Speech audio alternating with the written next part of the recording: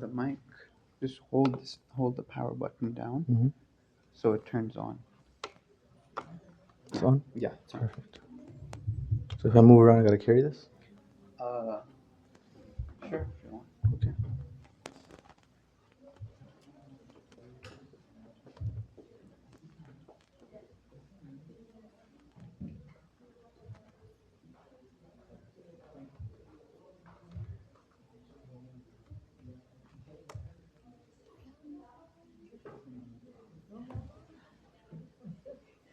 You guys can see all my icons, huh?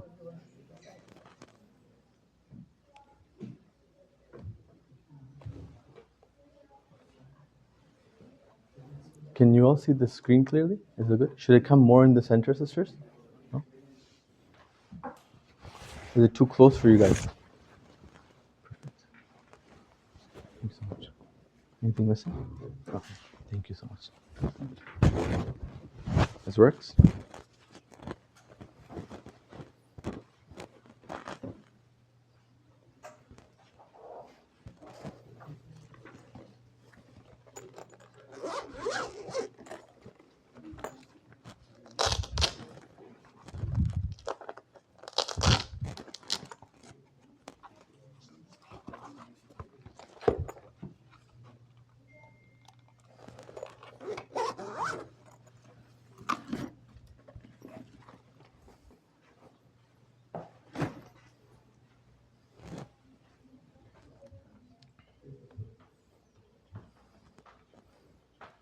Okay.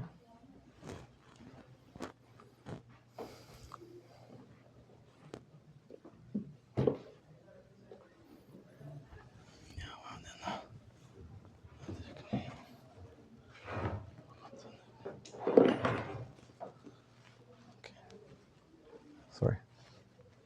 You have time. 2:15, we're gonna start, don't worry.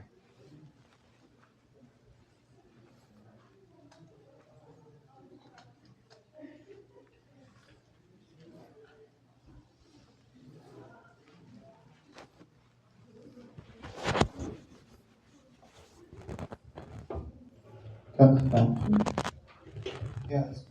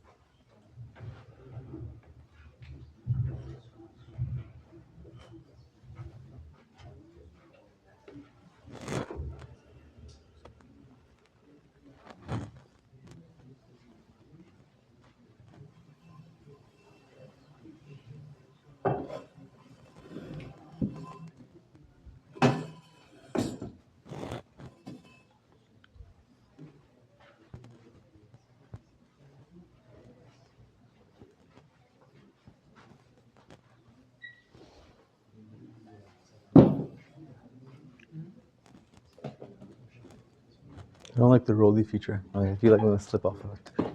Sorry.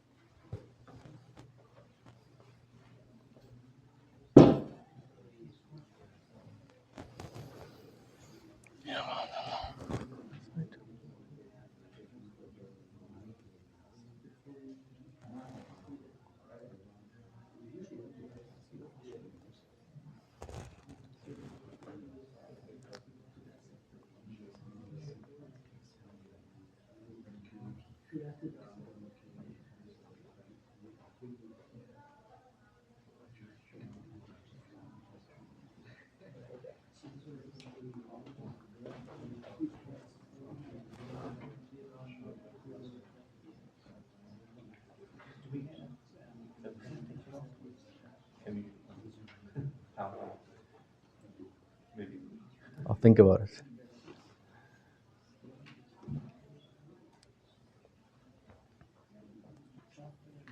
Okay.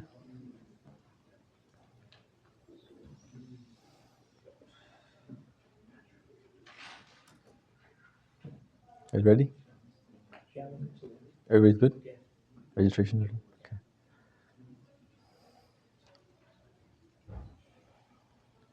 أعوذ بالله من الشيطان الرجيم بسم الله الرحمن الرحيم وبه نستعين الحمد لله رب العالمين وصلى الله على محمد وآله الطيبين الطاهرين اللهم صل على محمد وآل محمد وعجل فرجهم وفرجنا.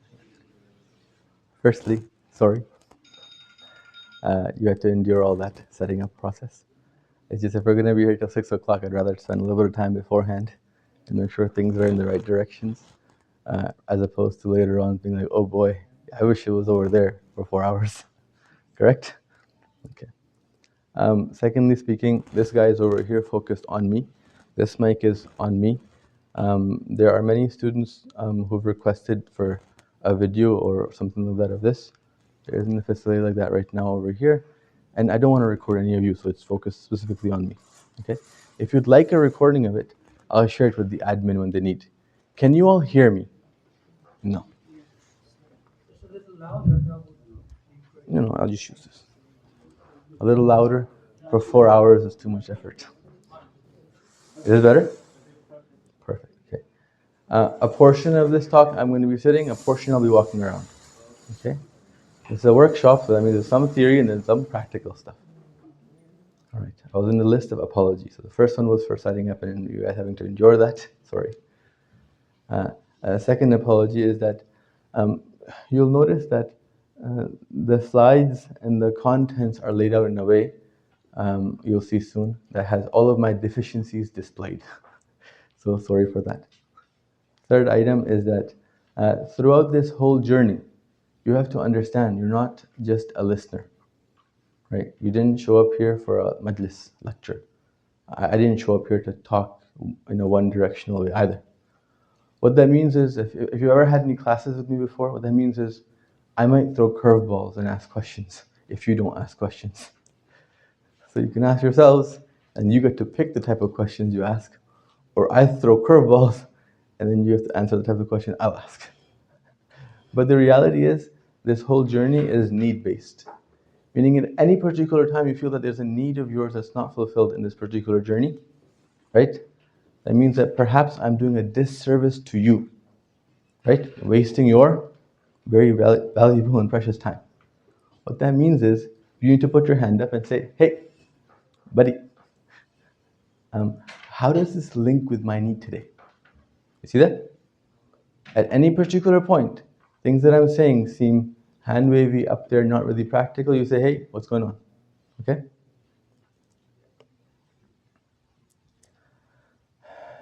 Next item on the list. I need some shows of hands for me to understand what phases of life we are. How many people here are married? Put your hands up. Okay. How many of those individuals who are married have kids too? Put your hands up. Okay. How many individuals are in universities? How many individuals have an occupation or a job right now, full time? Okay. How many people work from home? Hybrid. Okay, hybrid. How many people make their own schedules? Okay. Good. You have a good mix. Okay. This allows me to make sure that I tailor my examples that are going forward inappropriate to this particular setting. Having said that, let's get started. If you notice the first thing, the title's change is Islam-based change management. We'll find out in a bit. Why does it say that? What happened to time management? Did I swindle you guys? No, I didn't swindle you. Okay. And the concept we're going to talk about again is going to be at the level of one workshop. Imagine you attended a conference on economics. Do you expect to become an expert in economics in 6 hours? 4 hours? 8 hours? Expert? No. Understand that if economics is the study and understanding of money and management and flow, then the thing that's more valuable than money is time. And the management, flow, and understanding of systems related to time then also require a thorough and depth analysis. We're going to cover some aspects of it. The overview of our presentation are 4 things. Okay? You can see them on the board or the screen. Okay? We're first talking about, well, what is time? Second idea is, well, what is management? And then I put a QR code up here where you get a template to kind of use your phones on or your laptops on to get. And then you work on making a template specific to your case. Okay? After we've finished making a template specific to your case, we go toward the last portion, termites. What actually stops us from following through with the plan? You see, knowing and having a plan and then following through with it are 2 very different things. You can make the best template here, right? You can throw it into ChatGPT and it'll say, yeah, that's awesome. But then a week later I ask you, well, did you actually do it? And you say, no. So then we're analyzing termites at the end of the day, okay? That should conclude our journey for today. Everybody on the same page? Yes? Having said this, anybody feel that there's an item here missing? They wish there was also here, but it's not. If you do, put your hand up. Go ahead. Say like, what would I mean? Maybe that's part 4, but if you've already wasted time, you know you can't get it back. Okay, good. If you can make up that time. That's actually part of one of these things. Good. I think it's a bit more specific, but like, how do you dedicate time to Allah, and specifically how that would be used to like step. Very good. It's part of this. So you're going to be looking at item number 2 and item number 1 intently. You as well, by the way. Okay, next. Any other needs that are not being met so far in this overview map? Anybody think something on the map, on one of these 4 things is excessive? Shouldn't it be? It's a time waster for you. If you think any one of these items is something excessive, just put your hand up. Yes, no? No one? Okay. You have to play ball with me sometimes. Okay. Let's get started, inshallah. I made these slides myself. If you like the morphs and so on and so forth, yay. YouTube it. It's really nice. I could also help you with links too if you want later on. First idea is to understand what is time. There are 4 main items that I want to talk about here. You see those 4 items? Look, one time you're looking at time as like the cosmos, the beginning of time, the mountains and they formed and this and that and so on and so forth. And then you're looking at something called my time. Okay? The time that's specific to me. I don't care about when the dinosaurs were here and they were here, and I'm not looking at time from that angle. I'm looking at time from a very specific angle. You see that? So when it comes time to, for example, accounting, we're not in a course right now talking about the global concept of accounting that takes into corporations and this and that and small businesses. We're looking at a niche market right now. So this time management is specific to individuals like you and me here in Canada, right? Growing up in this particular era, in these particular phases of life. But the scope of the talk then all of a sudden becomes that. You see that? Okay. Another aspect we have to talk about is why do we have to change? So, for example, a person could be like, I wasted some time before. That could be one reason to change. But what if I don't feel that? What if I don't feel regret? Does that mean that I still have to change or no? Are there other motivators of change? Huh? Life. Okay. What aspect of life motivates you to change? Hardships. Okay. Hardships behind would be regret. Hardships in front would be fear or risk management. You see that? 2 types of motivators. You have a pull force and a push force, right? You want to move anything. You can either put a push force on it or a pull force on it. If you want to move yourself from where you are, from an A point to a B point, you can either have a push force, which would be from the back, past, right? Which would be things that are regret. Or you could have a pull force, which would be where? In the front, which would be fears, right? Risks. And hence risk management pushes me to propagate forward. You see that? Any item that requires change requires a push force or a pull force. Anybody disagree with that? Anytime I say anything and you disagree, you say, hey, I disagree. Is that okay? Let's practice saying that. Everybody say, hey, I disagree. You guys didn't try at all. Sister, you guys are just looking at me like this guy's a funny guy. As I am, but you have to laugh. And you're supposed to say it. Say it, hey, I disagree. Say it, hey, I disagree. Cool. I actually disagree. Cool. What do you disagree with? It doesn't have to be fear, it could be motivation. Motivation for what? To reach your goals. So motivation stems from what? Pursuit. Okay. Okay. Where does that grow from? So if desire is a tree, where is it rooted in? Success and achievement. Okay. Is there any time the fear of losing that goal, fear of missing out on that goal, not reaching that goal? Possibly, but I feel like you should not operate in that realm. Sure. All of us have a goal to have the next breath, correct? Yes? Yes or no?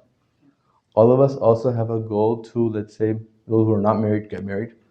Those who are married, stay married. Correct? All of us have a goal, right?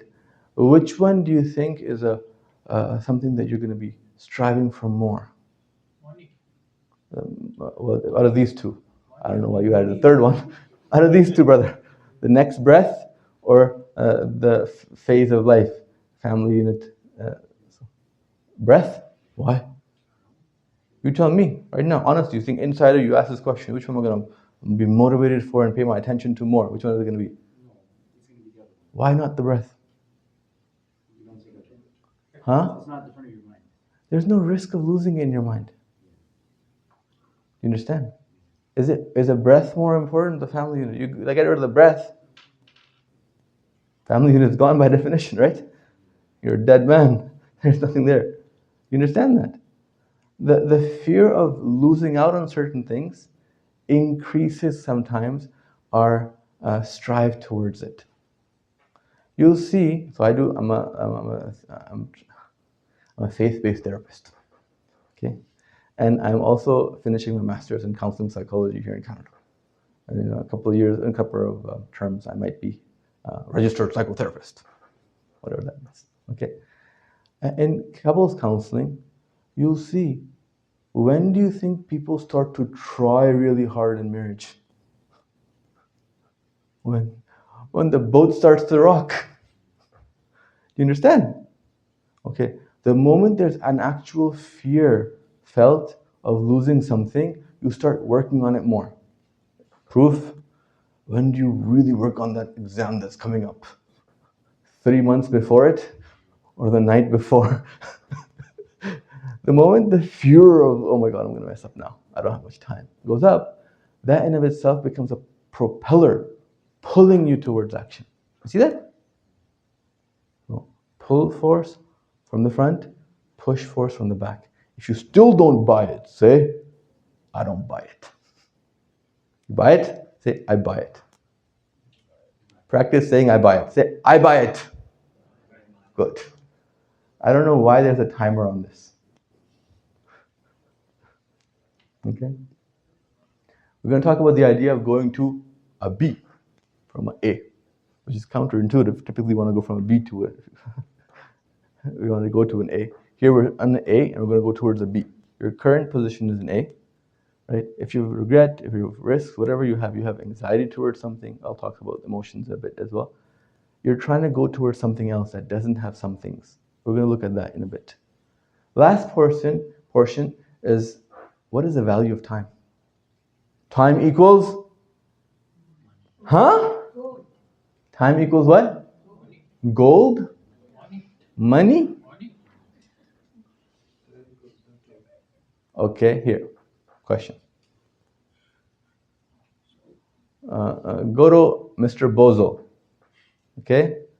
Go to Mr. Bozo and say, Mr. Bozo, two options. I take all your time, okay? Or I take all your money. If they're truly equal, he'll say what? Doesn't matter. Correct? Yes or no? Not necessarily. Why? If they're equal. If they're not equal. Why would he say one or the other? It's very deep, huh? Why? Depends on the person that you're asking. Yeah. But here, the moment you say that, you're saying for that person they are not equal. See that? But for that person they are equal, can you then say not necessarily? It's a paradox. Do you see that? Do you see it or no? Do you buy it? Yeah, I buy it. Okay. We're there bringing water because you guys are going to be gulping. I need some water too. I'm going to be gulping.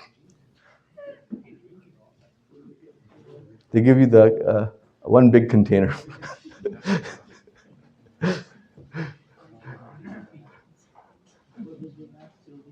Okay.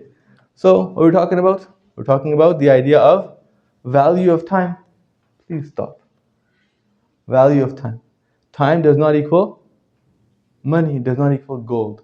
If it did, you go to the one that has all the money in the world and you say, hey, I want to take all of your time. That means death, right? Because I take all of his time away, then he's okay. You say, okay, if that's the case, is it equal for you if I take all your money or your time? Okay. Thank you so much. I don't know, but you can just give it to me in my hand. It's on the floor. Do you know how to undo a timer on a PowerPoint? It's okay. I'll learn from you later. So what ends up happening now is that was for Mr. Bozo, right? Now come to Mr. You and me. Come to Mr. You and me. For you, ask yourself this question. If someone was to take all of my time away or all of my money away, which one would I agree to? Money. Therefore, time does not equal money.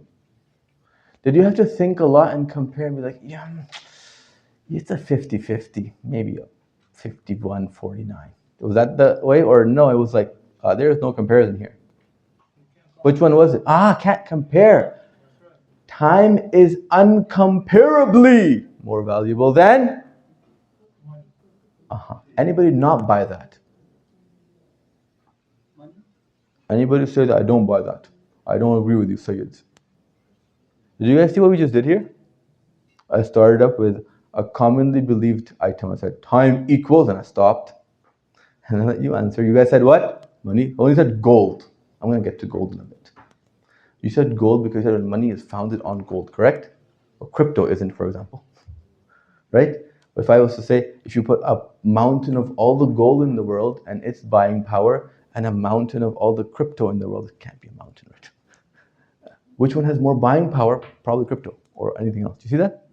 But in some sense, then the most valuable item might become whatever you call it. I call it money, she called it gold, you can call it pizza, really, I don't care. But what I'm saying is if it's an item that is used to trade and gain stuff, it's only valuable if you have time to spend it. And hence, time is innately more valuable than that item. Period.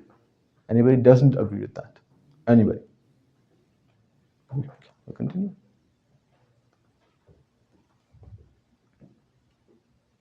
Before we go further, we just went through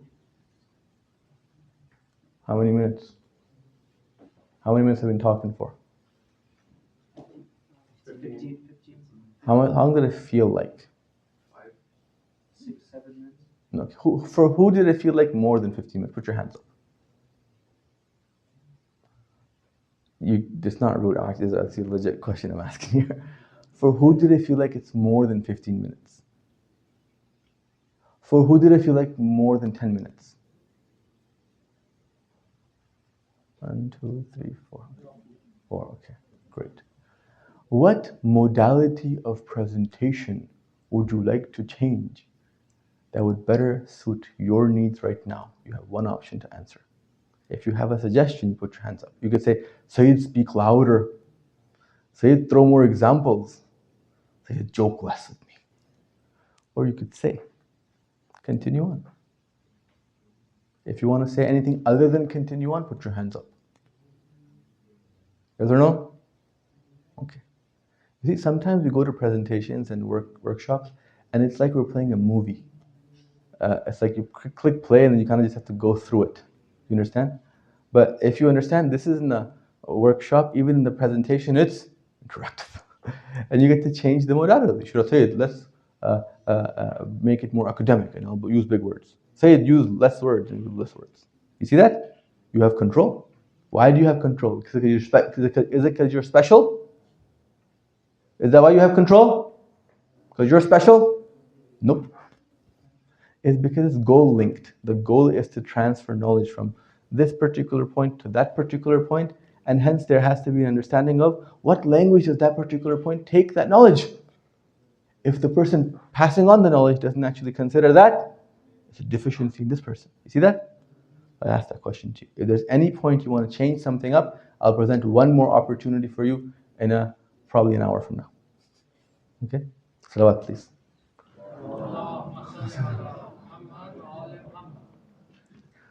So, consider this. You and I are going on a hike. Okay? We're going on a hike, and there's a tree. We see this old tree on the right hand side, and we go on the hike, and we come back, and this time it's the same hike. We're going the same line, that way and back. When I was going, it's on the right hand side. When I'm coming back, it's on the left hand side. Did reality change? If you were to take a microphone to the tree, it would be like, yeah, one of my traits just changed. Or the tree would be like, no, I'm the same me. Right? When you take it to you and your perception of what's just happened, did something change? Nothing changed. You just had right and left. Are right and left the same? They're not. Your perception are right and left the same. If you're saying yes, well, I'm not driving with you. Right? Right? Turn right, honey. Well, stop. No. You see, right and left are not the same. They're opposites. In your perception of that tree, did something change? Yes. When I took the microphone to the tree, did something change? No. So there's an importance in understanding the relationship between objective reality and my perception of it. And in our niche market right now, you have to understand time and my time. Do you understand? A great time management system might work really nicely for that guy, and that guy, but it might be the worst thing for me. So if I want to create a management system for my time, who do I have to first know? Ahsant! Yourself. You see that? That is very important. I wish I knew how to take the timer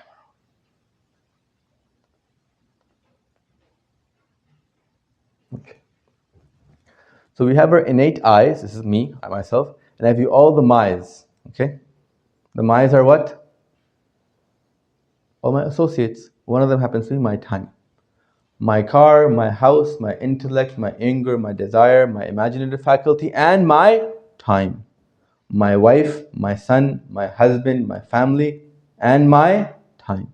Everything that you denote with a my, you're saying it's an associate of the I. You see that? And hence, whenever it comes time to management and you're managing any of your my's, who's the actual manager of your my's? It must be your I. You see that? When you apply this to relationships, you say relationships are directionally sensitive. Who's the manager of the husband and wife relationship? Who is it? Answer the question. Who? You're scared? Answer the question. Who is the manager in the husband-wife relationship? No. Who's the manager? No. Relationships are directionally sensitive. That means there's actually two relationships there. The relationship between a husband and a wife and a husband. Proof? 3 weeks before a divorce. Ask the guy, how's your marriage? Like, great. Ask the girl, how's your marriage? Sucks. Because it's not the case that if you're my best friend, I have to be your best friend. It's not the case. Relationships are directionally specific. And hence now, I'm the manager of my direction. Anywhere in the Quran says, you have to be the greatest husband only if your wife is great? Nope. You see that? Let's bring it down to time management now. I said that concept over there because it's a real thing you can innately say yes to. And I'll bring it down here to time management. Who's responsible in managing your time? You are. At any point you're saying, yeah, but my spouse, but my kids, but my work, but my XYZ, I would fire that manager. Imagine you have a company and you hire a CEO, and in your annual meeting, the CEO said, you know what, I'm sorry I failed this year. Nothing worked properly. And you didn't produce a single item. Saying, why? He said, you know what, because the machines were broken and the people weren't working there. They weren't coming in time. No one knew what to do.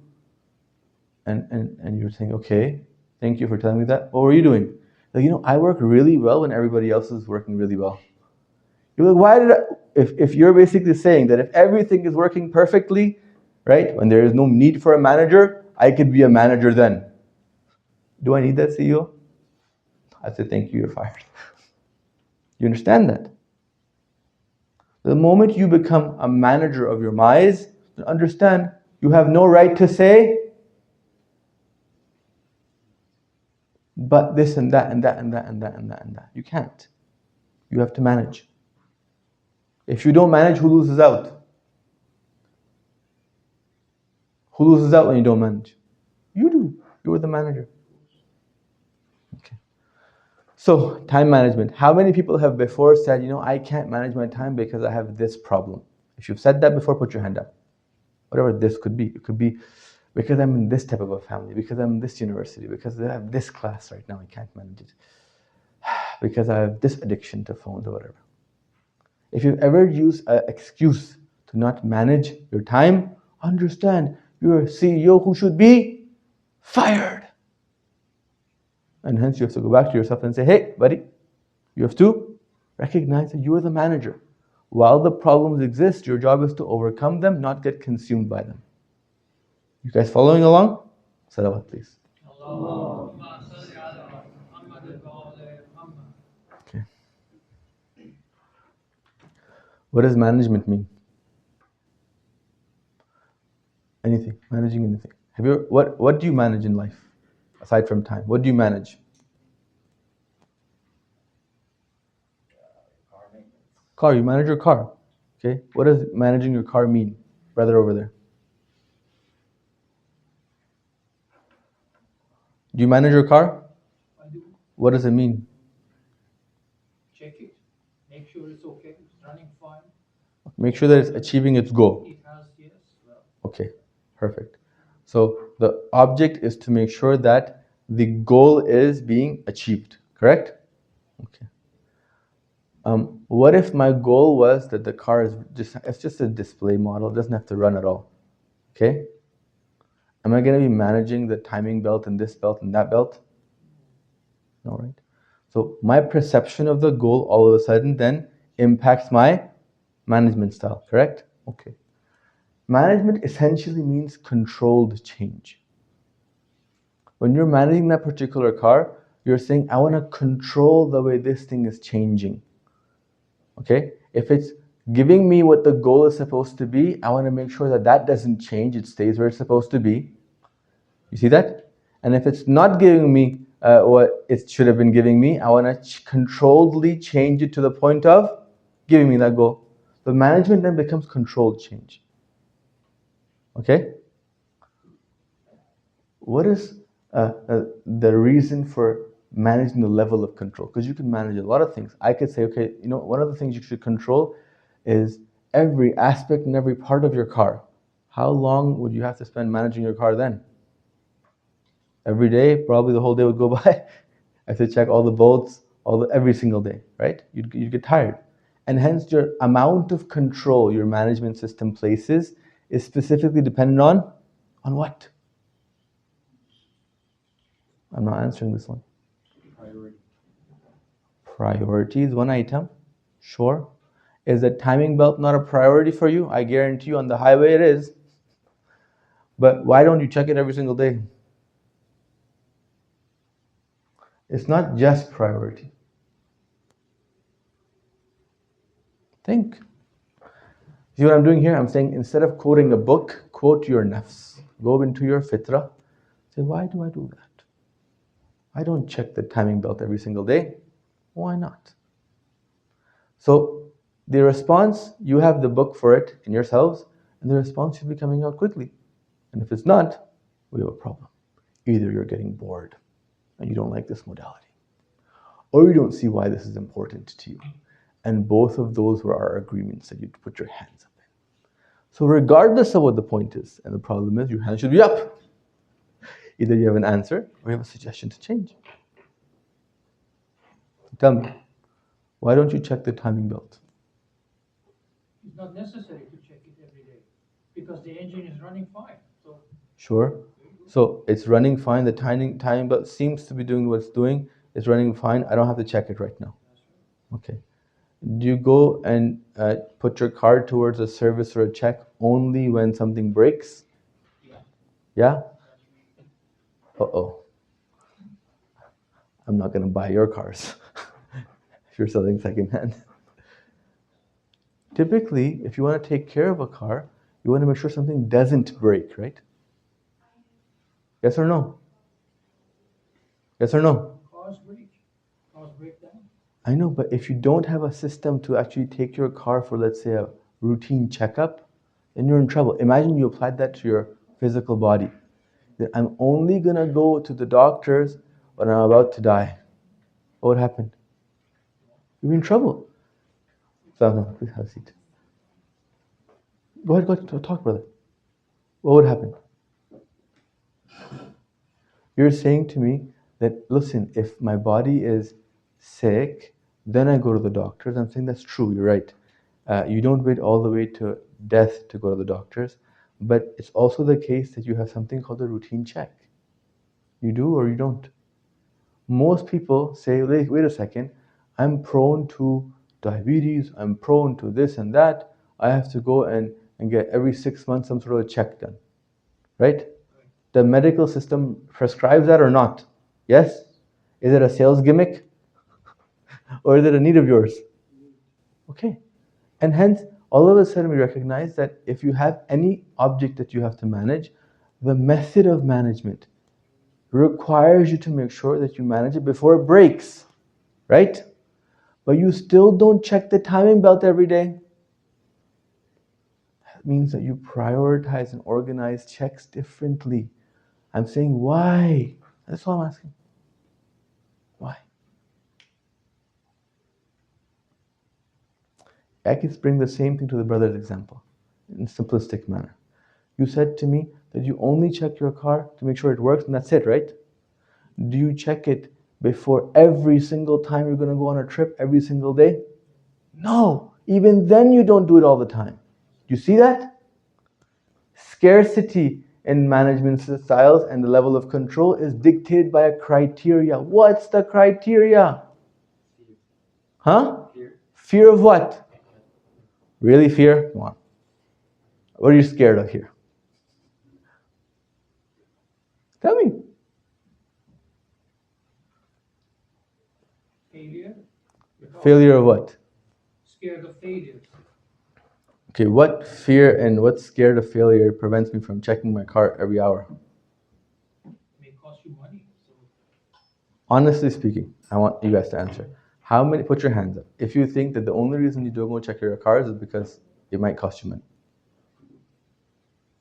You yourself answer. You answer, not me.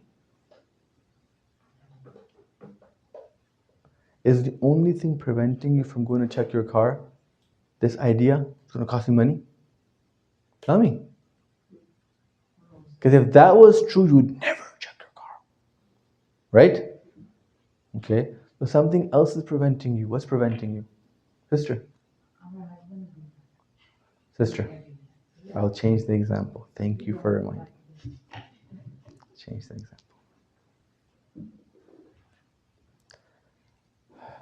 Do we go to the doctors every single day? No. But do we not go to the doctor for years and years? Typically, no. We at least try to go for a yearly checkup, correct? Hey, is there a tumor that I've missed? Is there something going on that needs to get checked out? Is my progression appropriate? And if you want to see it in your kids. When kids are born, do you take the kids to the doctor for a routine checkup or no? Why? Because you want to make sure that the growth progress is there. See that? We might neglect ourselves, we never neglect our kids. If you want to see that, take the kids example. But you go for a routine. You don't take your kid every day, right? The doctor will get scared. Like, what's wrong with you? But you take your kid routinely to make sure that it's functioning and working. Why don't you take the kid every single day? Why don't you say, doctor, I'm going to share, I have a Google spreadsheet, I'm going to do all the weights and heights every single day, and I'll post it to you every single day. Why don't you do that? Why? This is so fundamental. Why don't you answer it? Because it loses all value. It loses all value. Because if I answer it and you accept it because I answered it, tomorrow somebody else will answer something else. You'll accept that too. I want you to tell me what you think. Ask yourself inside. Ask your intellect. Why would a mother not take her kid every single day to the doctor, but take the kid once every few months? Why? Go ahead. Please, a big salawat for the person who's attempting.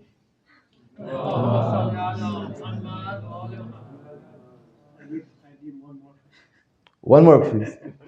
Allahumma salli ala Muhammad wa ala I think it could be because of the fear of overthinking is also, it could be cognitive overload. Ahsant. Where it's like, because the sense of this issue could be magnitude of it could be huge or it could be small, but you don't have the time to figure out if this is something that I want to take care of right away. Ahsant. So you start prioritizing, like by default, I think by your own innate nature, to do the things at the moment first. Okay. And then you possibly forget about it. Okay, if I was to summarize your answer, I'd say it's because I'm deficient. And my attention can't span that much.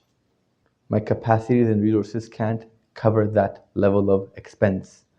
If I gave you an AI tool that manage your car and track every single thing itself and ping you when something goes wrong, would you sign up for that? For free. For free, no cost. Doesn't take anything from you. Would you sign up for that? If I give you an AI tool that manages and tracks your kid's height, weight every single day and only pings you when something, once in a while reports, would you sign up for that? You notice that? You all are willing to sign up for it. And when you're not doing it, that means that it's because there's some sort of a deficiency in us preventing us from doing it. Recognize that. What makes us overcome that deficiency and spend? When we feel the need to spend. And hence you check the car sometimes, you check the timing belt sometimes, you go to the doctor sometimes. You fear that this amount of time, the risks have now grown, the fear of a risk developing is there, this much gain deserves this much money. It's a ROI analysis your brain is doing. Yes? It's like prescriptions, like when you take a medicine.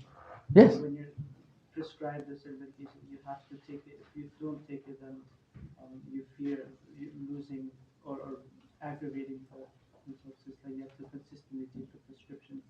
Okay. So that consistency is directed by the doctor telling you, right? Yeah. Sometimes you prescribe things to yourself, which is, I'm going to sleep on time. Okay? You prescribe things to yourself. I'm going to sleep on time. What makes you not take sleep on time the same way that you take your antibiotics? You treat them the same way? Some people don't. What prevents it? Because sometimes you don't have that particular understanding of it being something that's important, perhaps. Linking it to the idea that I was talking about, it's sometimes the case that you feel that I can manage something for 10 days and stick to it, but for 90 years, it becomes a lot harder. Okay? And if you're thinking of that, then it becomes daunting to take even the first step because you're focused on the 90 years part, for example. You understand? If I told you Go to the gym for only 1 week and I guarantee you're going to be fit. Some AI tool came up with that. People will go to the gym a lot more, correct? Sometimes the thing that becomes daunting is we get lost in the longevity of the effort. And then we stop even taking the first step. You understand that point? It stems from this idea of we being deficient and we being needy. Salawat, please. It changed appropriately this time. Okay. How many people are in a position right now in their life if they're like, I'm content, I don't want to change? If you are, put your hand up. How many people are in a position in their life they're like, I'm not content, I want to change? Put your hand up.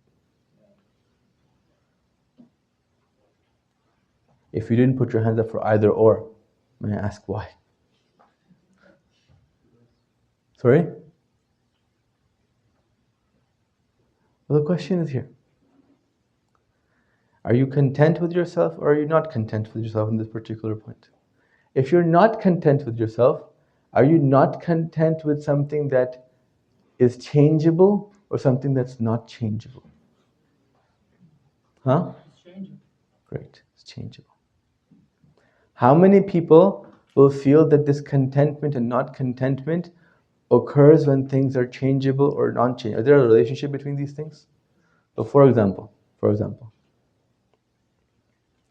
the Earth's surface is a particular amount, correct? Anybody here saying, no, I want to make it bigger? Huh? Anybody saying that? Okay. Your house's surface is a particular amount, correct? How many people say, I want to make it bigger? Anybody saying that? I want to upgrade, get a bigger version. You see that option? The reason why this is appropriate right now is because we don't live anywhere other than Earth. Okay? When we understand that there's a ceiling reached already, we become content. Do you understand? And the moment you take this idea that a ceiling has been reached away, right, you generate something called motivation for progress. Who buys this? Who doesn't buy it? I'm going to give you a moment to think. Salawat, please.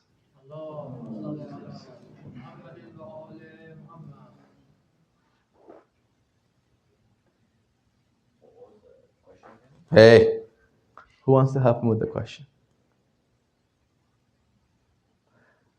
I said, when a ceiling for something is reached, okay, then the idea of acceptance comes in, contentment comes in, okay? But when a ceiling has not been reached, then the idea of progression is there. You only want to move when you feel there's space to move. Do you understand? And if I say that in this realistic way, correct? I only want to move in this direction until I hit a wall. There's no space to when you want to move after they hit a wall? No. You understand that? At any particular time you feel that there's something that takes away motivation from movement, understand that you are looking at a wall in front of you. Identify, is it a real wall or is it a fake one? Do you understand that point? Let's go further. If you're in a place right now and you're not content with it, and you're saying you want to change something, and you're also saying that it's something that has a potential to change. That means you've already gauged that potential. Because if it was one of those things that was a wall, and you were like, yeah, there's really no potential to go beyond this. This is the end of the house, really. Or there, it's just not my house. You wouldn't want to step forward anymore. There's a wall. You see that? You only want to grow and progress until there's a limit. And then once you reach the limit, you're like, I'm done. There's no more need. You understand that? You want to fill your car's gas tank until it gets full. But after it's full and you keep holding the nozzle down, something's wrong with you. Right? Because you're wasting. You know there's nothing else to fill. There's no additional gain there. You've reached all there was to reach. There's a limit now. Do you see that? Do you agree? Do you see what I'm trying to say? Do you see what I'm trying to say? If you don't see in your loss, put your hands up. This is so essential. If you don't see it, put your hands up. Because that tells me I have to explain it better. If you don't see what I'm saying, put your hands up. If you see what I'm saying, put your hand up.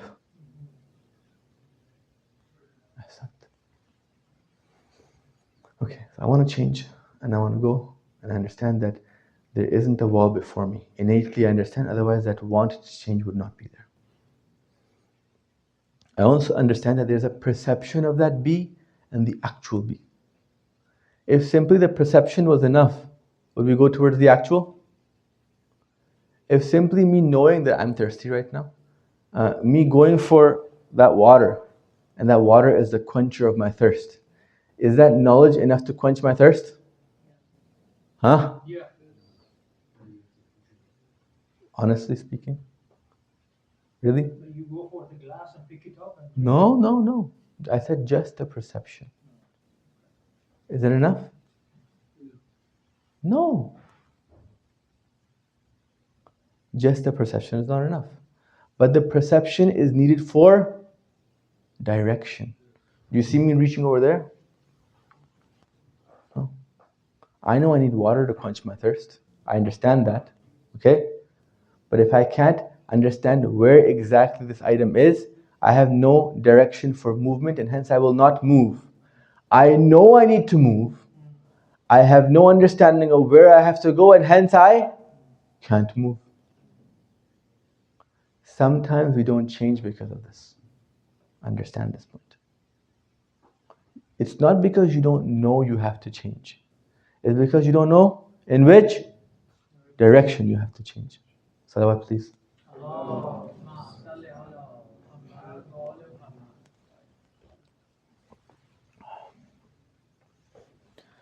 If your tiredness was a scale from 0 to 10, okay? Whose tiredness is above 7 right now? Put your hands up. 1, 2, 3. Whose tiredness is above 5 right now? Put your hands up. Good, this is good. That means we're going to stand up. I'm going to wiggle a little bit, take a deep breath. We have a 1 minute break, and then sit back down. You're not moving anywhere. The break doesn't mean go and do what you gotta do. It just means stand up and wiggle. Salawat, please.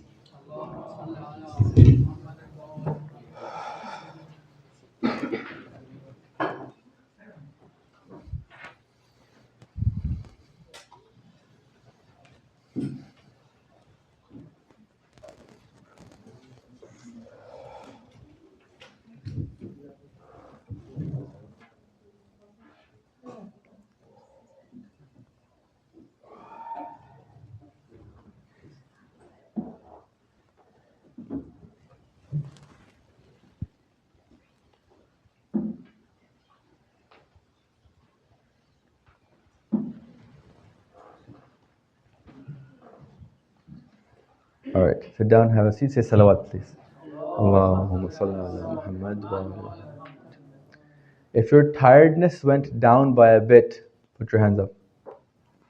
Great, cool. We talked about this idea. We said that we all want to change, okay? We understand that there's a potential to change. We understand that one of the things that requires some sort of actualization of change, for us to actually change, is knowing which direction to change in. Otherwise, you could have a whole bunch of knowledge in terms of what you're weak in, right? But all that does is it piles up. Okay? So I'm thirsty, and I know water cures me. No clue where water is. As time progresses, my understanding of thirst increases, right? I'm experiencing more and more of it. Okay? And the more I don't find water, what builds up? What emotion builds up in me? Ahsant! How many people are frustrated in life? If you're frustrated in life, understand this is the reason. You have the understanding of your deficiency, but what you're missing is the direction of overcoming that particular deficiency. Do you understand? So in the marital relationship, it will look like this. A husband and wife know their problem is that they talk very badly with each other and they fight all the time. But they don't know how to fix it. And what ends up happening then? As marriage continues, frustration goes up. You see that? You see that? So this occurs everywhere. It occurs in time management too. the more a student is failing, ADHD students, I do counseling for them too, it's not that they don't know what to do. A lot of them know what to do, okay? But it's that they have no understanding of time, and hence they need an external time kind of management system, not an internal one. And then what ends up happening is they don't do the right thing. They know the right thing, but they don't do the right thing. Okay? Motor function isn't there. Executive functions aren't there. Okay? What ends up happening is the more everybody tells them, just do your work, what builds up inside of them? Frustration. They know they're thirsty, they just don't know the direction of it. And hence the mechanism used to help them is providing a step-by-step direction of it. Every help book for ADHD, if it's real, will tell you how to break down tasks into step-by-step, do 1, 2, 3, 4. All they're doing is granting you what? Direction. That's it. You see that? Cool. Same thing happens with you and your time management. At any point you start to see frustration, be observant of it. It's telling you, you recognize your need. So first of all, ask yourself, what need is causing the frustration? What deficiency is causing the frustration? And the next question you have to ask yourself is, which direction of movement do I have to take? Where's the water for this? Do you see that? Sometimes the water is in someone else's hand. You have to go and ask them. What would speed me up towards getting that water? Knowing where it is. Okay, I know where it is right now. I'm still thirsty. But my thirst is level 2. Repeat the answer question. Okay. What would speed up my want to go towards water? He said, sorry? The intensity of the thirst. Yes, there you go. The more intense I get, okay, the more frustrated I get if there's no direction. But what happens if there's a lot of thirst and right away a direction is given? Ever seen those race cars coming out of like the start line, like zzz, the tires start running? Like there's immense momentum there when direction is given. Do you understand that? So that means that if you have regret from the past, which is frustration, please, Aziz Dilam. If you have regret from the past, okay? Regret from the past, that means you have a lot of frustration built up. Understand that if you were to go get assistance and find direction, what would happen? You'll find a lot of momentum, equivalent and proportional to regret. The regret Allah gave you not to hinder you, but for you to use. It's petrol. You can choose to put a spark in it and blow up, or put it in a car and drive far. Your choice. You see that? Salawat, please. Okay. Is this faith-based, Islam-based? Is there any verses of the Quran that talk about this? Bismillah ar-Rahman ar-Rahim. وَأَتِيُوا اللَّهَ وَأَتِيُوا الرَّسُولَ لَعَلَّكُمْ تُرْحَمُونَ وَالصَّارِعُوا إِلَى مَغْفِرَةٍ. Okay. Ita'a means what? Humbly and willingly obey Allah and His Rasul لَعَلَّكُمْ تُرْحَمُونَ, so that you have your needs met. Rahma means to have your needs met. Anybody disagree with me? No. Good. Rahma, mercy, means to have your needs met. Anybody disagree? A quick example. I failed the class, go up to the teacher and said, "Teacher, I failed, please have mercy." She said, "I have a lot of mercy, you still fail." Have they had mercy? No. What I'm saying is, how do your need met? He said, give me that mark. Okay, or marks. God forbid that happens. So Rahma means what? Having your needs met. وَالسَّارِعُوا إِلَى مَغْفِرَةٍ. Allah is saying, do ita' of Allah, do ita' of the Holy Prophet, so that you can have your needs met. He's saying, obey me and understand me, because I understand your deficiencies, and I understand that you have innate knowledge of your deficiency. That's what's called a cause of emotions. No one's going to teach you how to be frustrated. You get frustrated by yourself, correct? Saying, listen to Allah, listen to the Prophet, because we provide direction now to you. You see that? And hence now, you can, if you haven't listened to us for a while, use that frustration as petrol to get in the car of direction and go towards your goal faster. Okay?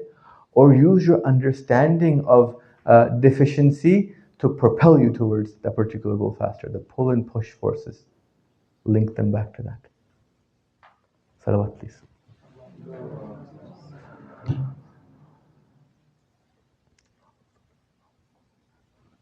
Last point is the idea of money and time and value.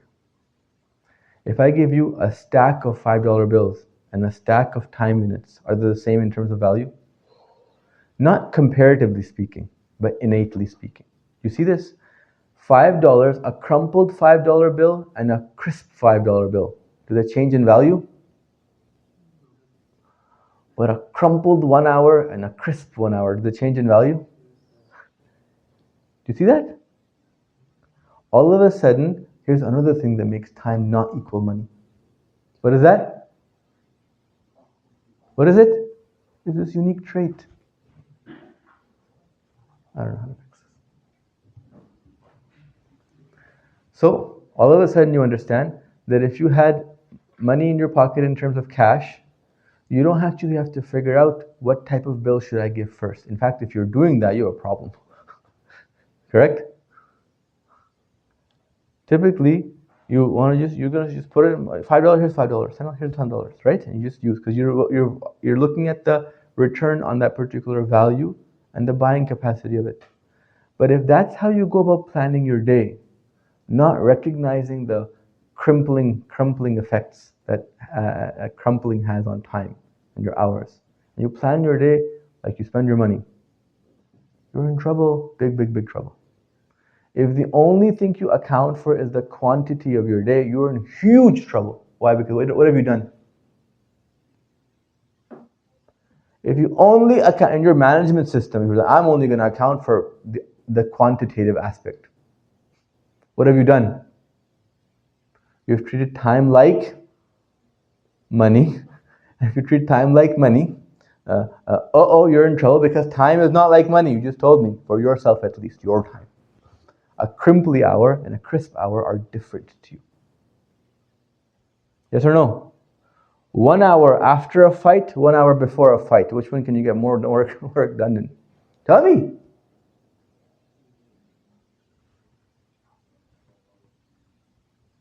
Depending on what type of work. And depending on fight with who. But you're right, you see the difference. Right? If you see this, say salawat, please.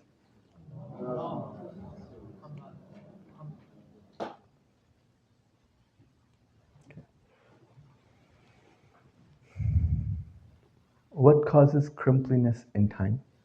We understand crimpliness in money is just like the disorder on the surface and display of that money, correct?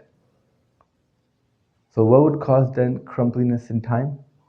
Disorder of what? It's not quantitative. It is then what? What is a qualitative faculty of yours? When you're talking about qualities in a science lab, what are you talking about? You're talking about the attributes of the thing, correct? What are your attributes then? Your emotions, correct? One of the attributes you have is linked to your emotions. Another attribute you have is things that are like traits, so like fear, bravery, X, Y, Z. Yes? Okay. So the crimpliness is caused by those factors right over there. So you have to manage and see your patterns. If you're a baba mama with kids, you have to understand, in my day, which time is a horrible time to have that important talk with my wife and my husband. If you're choosing in a time where you're both exhausted, you're just taking care of kids, and that's when you're winding down, you're just running on fumes, and now you want to talk about problems. This is when you schedule it in. What's going to happen? You'll spend an hour, but instead of construction, there'll be destruction. Time is different than money, Azizam. When a $5 bill was crumply, it didn't lose its value. But when time was crumply, sometimes it did the opposite effects. It's not that it was going towards zero, sometimes it went negative. You see that point? You see that point? In your scheduled time, if you're going to spend time with family time, and you're putting it in your schedule in a way which is not considering that point of the crumply nature of time, you're in trouble. You see that? Relationships could be with anybody.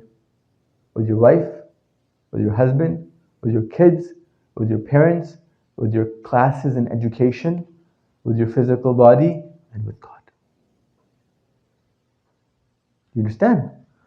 All relationships, if you don't consider the completeness nature of it, you're going to schedule for it inappropriately.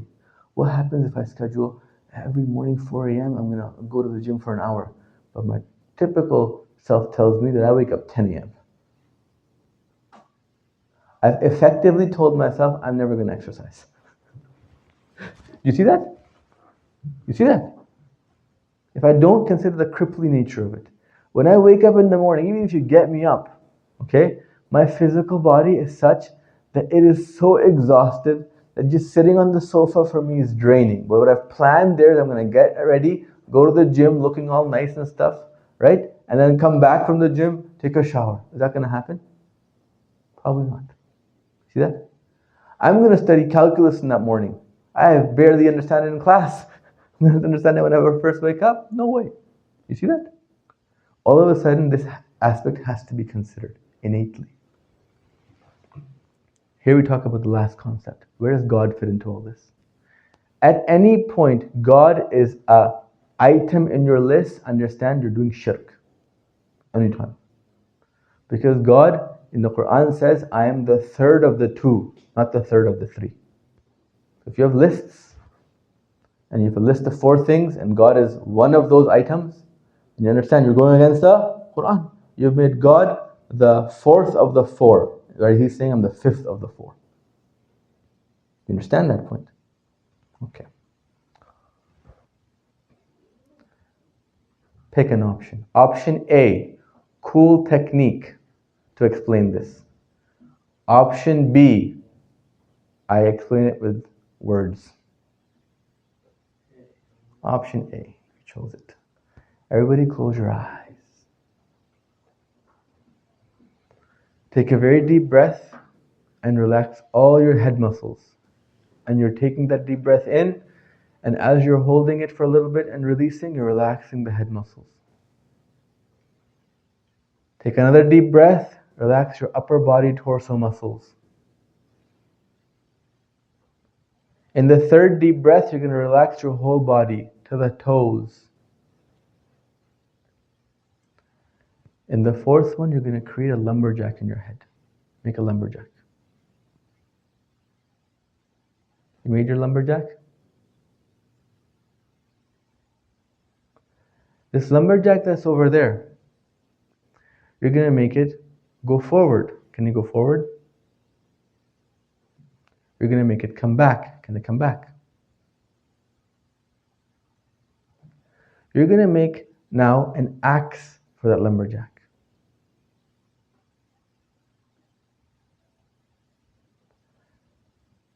Here's a question to ask you. In that world, are you there? Are you out here or are you in there?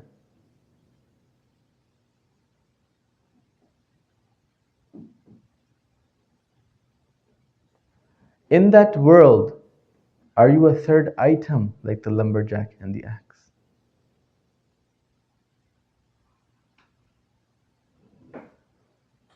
Answer the question. Who felt they were a third item? Open your eyes now. You're not, right? Did you just experience what it means to be the third of the two? You see that? Is that cool? Did anybody not experience it? We're like, this was a crazy exercise. Anybody not experience this? Put your hands up. Please. Okay. You just experience what? What it means to be third of the two. This concept in our faith is called ihata. Inna Allah ala kulli shay'in muhita. Allah encompasses everything. You see that? And hence now, Allah encompasses your whole list, and the religion is not a part of your life. It encompasses it. Go back to that lumberjack with your eyes open for a moment, and you want to display yourself for the lumberjack. You're going to represent it with what? Typically a figure, right? Your physical form, right?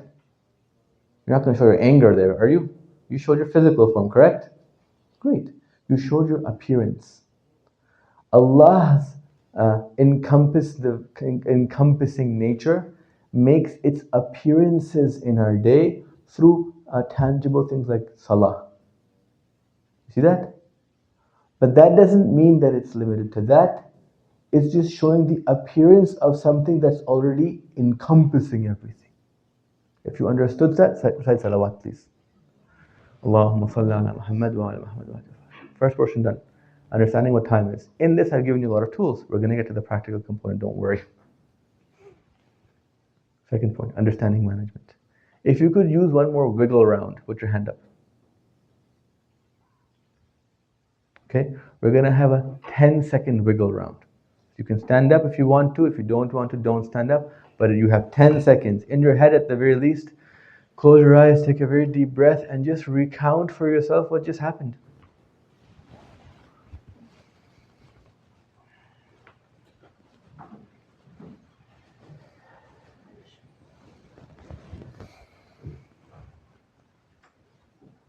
Okay. You need more time? Okay.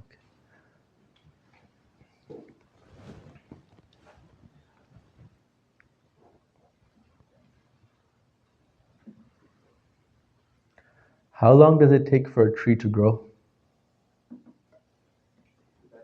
Huh? A decade. Great. If I try to cram all of that growth in 6 hours, what's going to happen? It just won't work, right?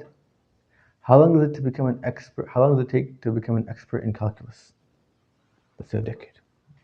Expert. Like I'm talking about like multivariable contour mapping, like 3D shapes going to 2D and back forth. Okay. What if you try to teach all that stuff to a person in 6 hours? They're gonna feel exhaustion, correct? Right? Great. Workshops like these are great. But one of the deficiencies that they end up having is when you increase the time of something, you could fill it with two things. Fluff and entertainment. Okay? That's a waste of my time and yours. Or wiggle times to mitigate exhaustion. So either we can accept the exhaustion or we could replace it with fluff and entertainment. Either can do both. I want you to recite a salawat. And if you want a change of modality, put your hands up. Allahumma salli ala Muhammad wa ali Muhammad. Here's your second option of changing modality. We'll get another one. If you want to change things up a bit, okay, I'll go slower. I'll say less, but explain more and talk about more in terms of examples and jokes too. Make it lighter. But we might not cover everything. If you like that, put your hands up. If you're for change, put your hand up. Okay? Okay. Not for change. If you're shy to say you're for change, put your hands up. Can you just put your hands up as a practice? Thank you. Are you changing it on purpose now? Sorry? Are you going to change it on purpose now? No, I won't. I would just like more examples. Thank you. Salawat for somebody who's genuinely out for a need today. Allahumma salli ala Muhammad wa ala Muhammad. Okay.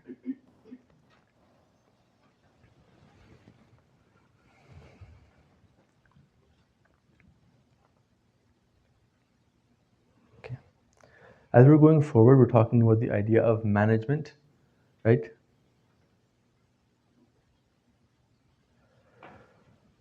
We understood what management did. It was a controlled aspect, controlled change, and we gave the examples of the car. Okay?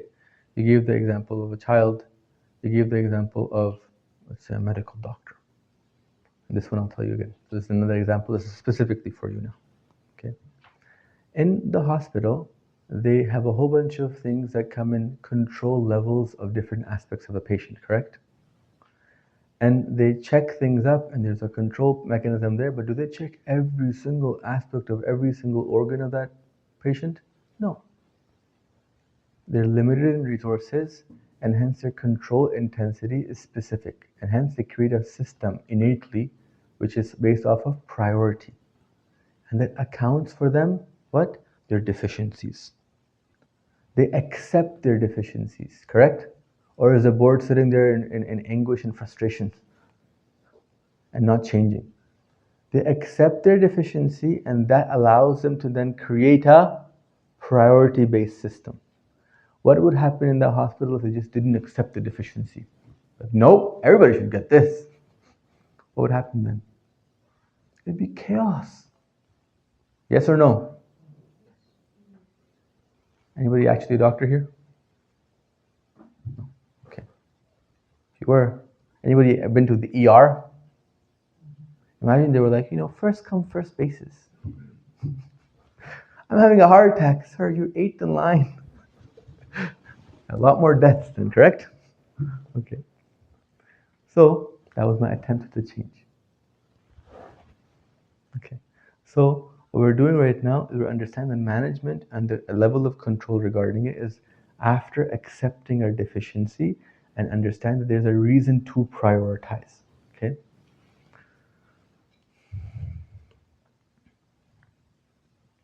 What that also means is that as your understanding of your deficiency grows, then your mechanism of change should also then be growing.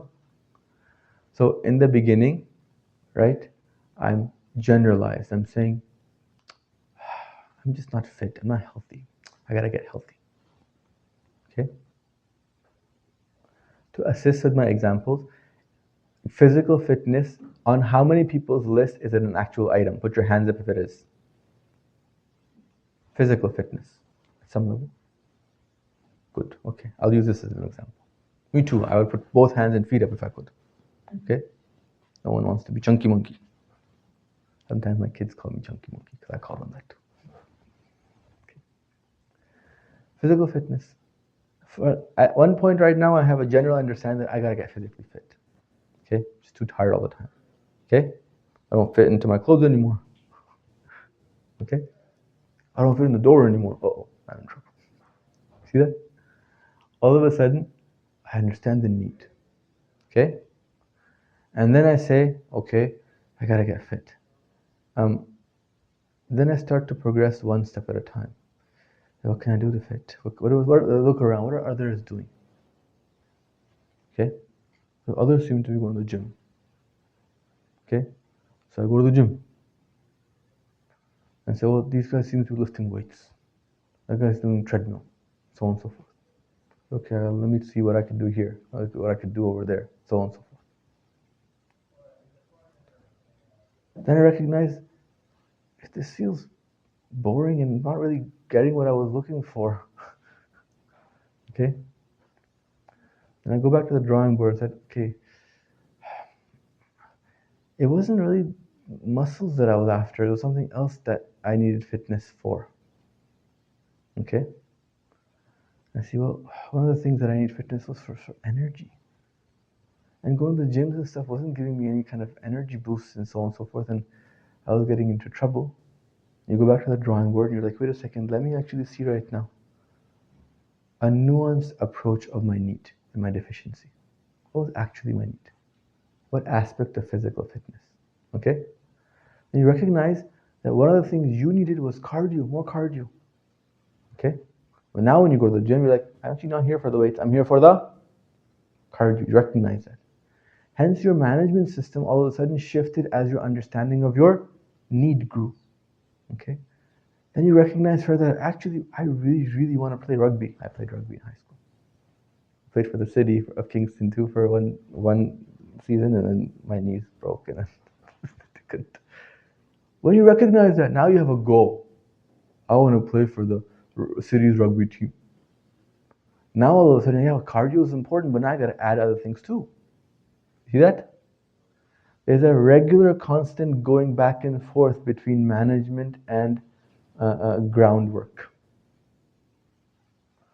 What happens to a school system that there's a disconnect between the management board and the teachers? Fire! What happens to a house unit when there's a disconnect between what the kids want to do and what parents want to do? Fire! You see that? Okay.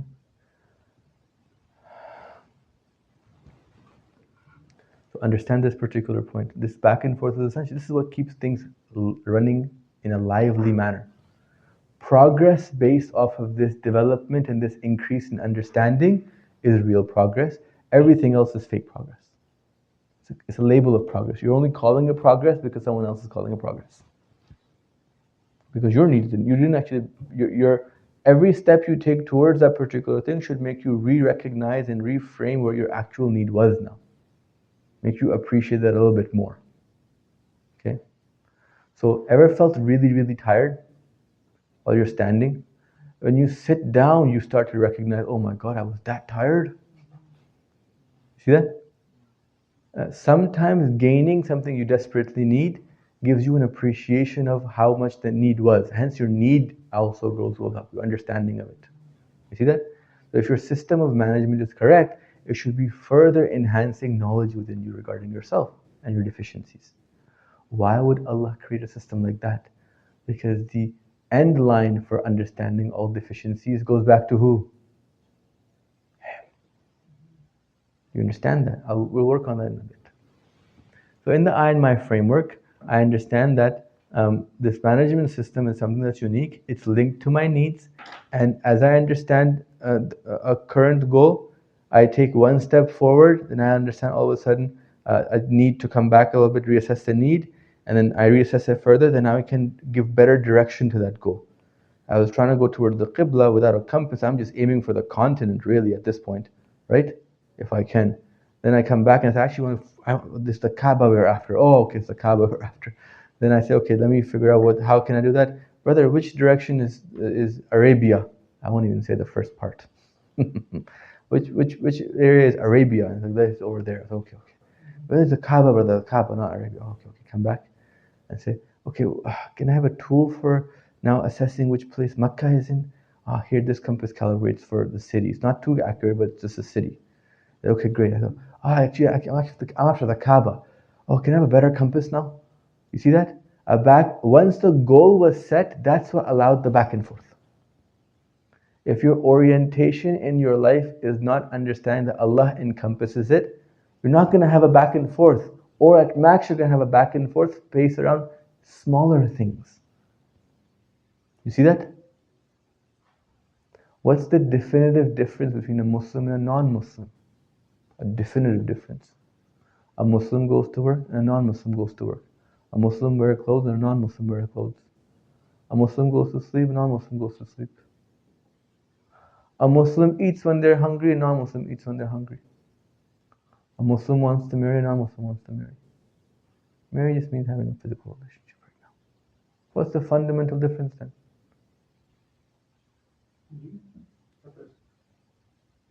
What does that mean, belief in purpose? What's the dollar value of that? Huh? Why? I give you $1,000 of belief. So if that's true, then do you feel different when you get an e-transfer from your friend Jake and your friend Muhammad? How do you feel a difference? You don't feel a difference? And you did? If you said a bit, then understand at that level belief played a role.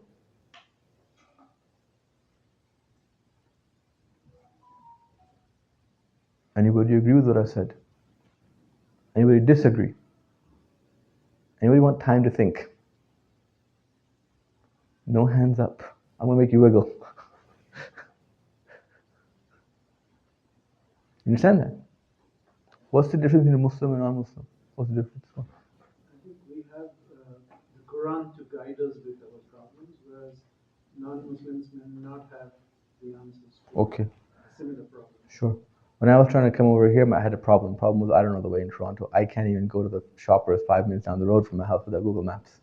I didn't open the Quran. If John was coming here, he'd probably use Google Maps too. In that decision, there was no difference then. Then in that decision, at least in that decision, will you agree that then the Muslim and the non-Muslim are the same? Yes? That means your religion is something that's not encompassing every aspect. Because it didn't encompass at least that one. Are you understanding what I'm saying? I'm just bringing a paradox in front of you, that's it. I'm not going to answer it today. You understand that? Look, if it quacks like a duck and it wiggles like a duck, it's probably a duck. Okay? So, if realistically speaking, the difference is something that is only in some things, like I come to the mosque and he doesn't come to the mosque. Well, he could say, well, I'll go to my mosque.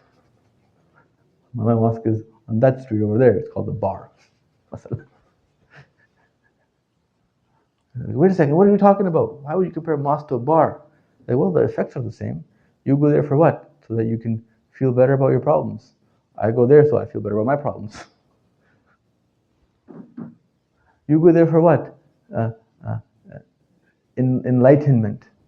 I go there, I get enlightened. When I don't have to worry about things, I can think better. I feel lighter.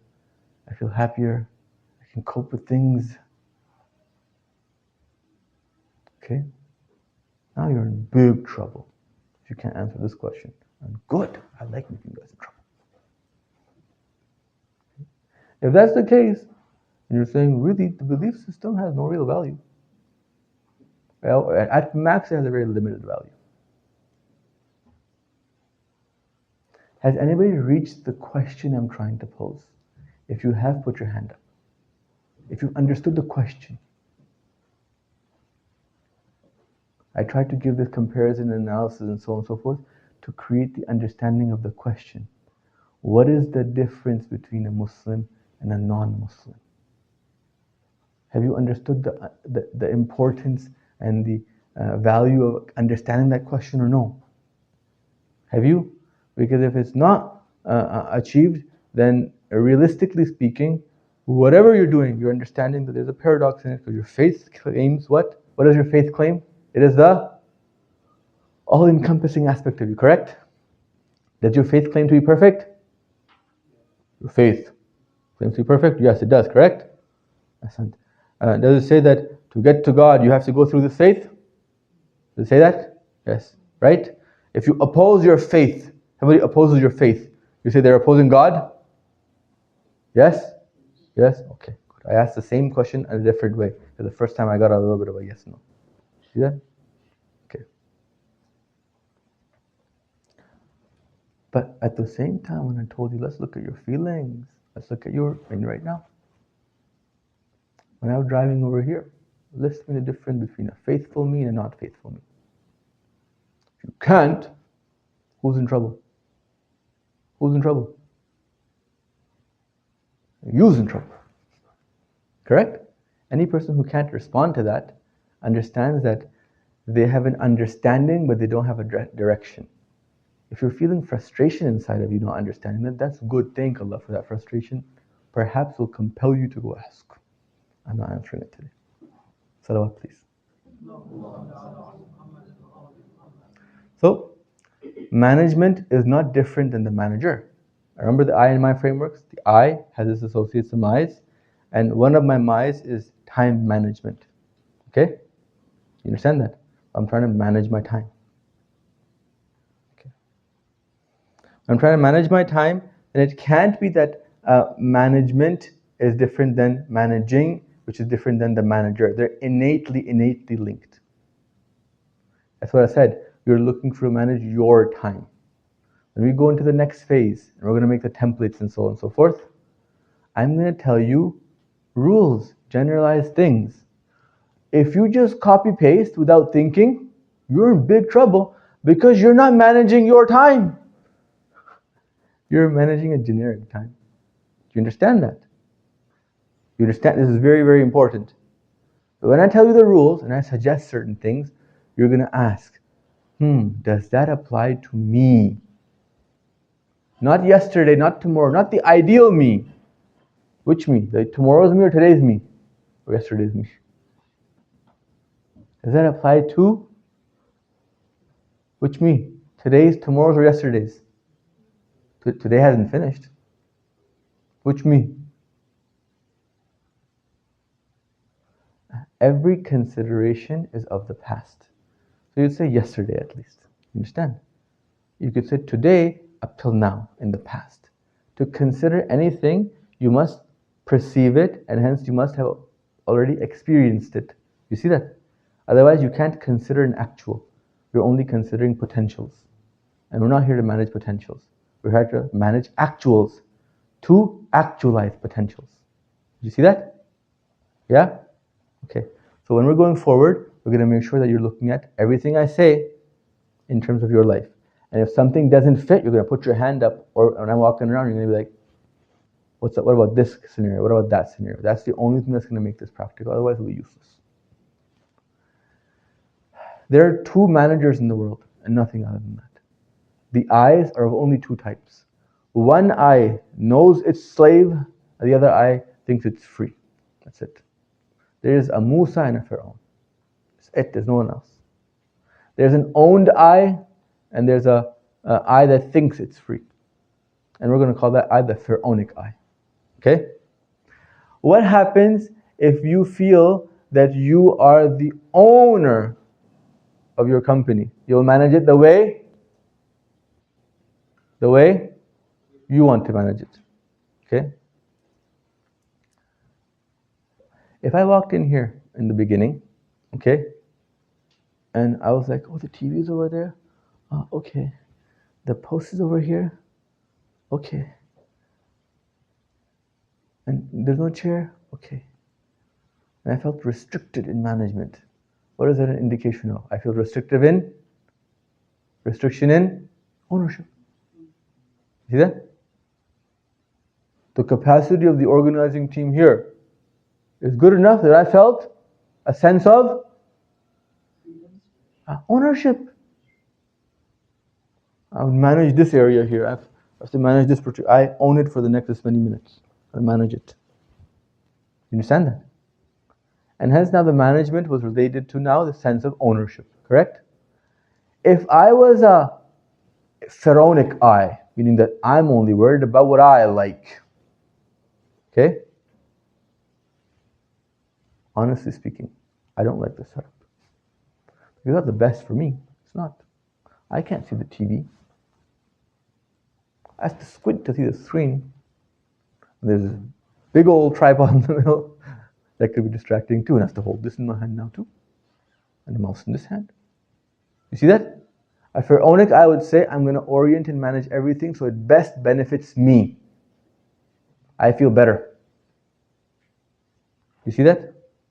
A divine eye says, I'm going to submit the management system to the actual owner. I recognize I'm actually a manager, not the owner, huh? I'm managing this area for who? For the JCC people? No. For who? For myself? No. For my mom and dad? No. For who? For God. If that's the case, I'm here to teach something for God, and then I have to manage it for God, and that means that I have to make sure it's in a way that best benefits who? The recipients. And that's why I apologized in the beginning. I said, sorry for that. I had to do this for you. Not because you're special, but because who's special? God's special. The owner is special. Owner directed, I have to direct and carry out. I'm a manager. Did you see that? The Pharaonic I would manage in a particular way, the divine I would manage in a completely different way. What does it look like in the family unit?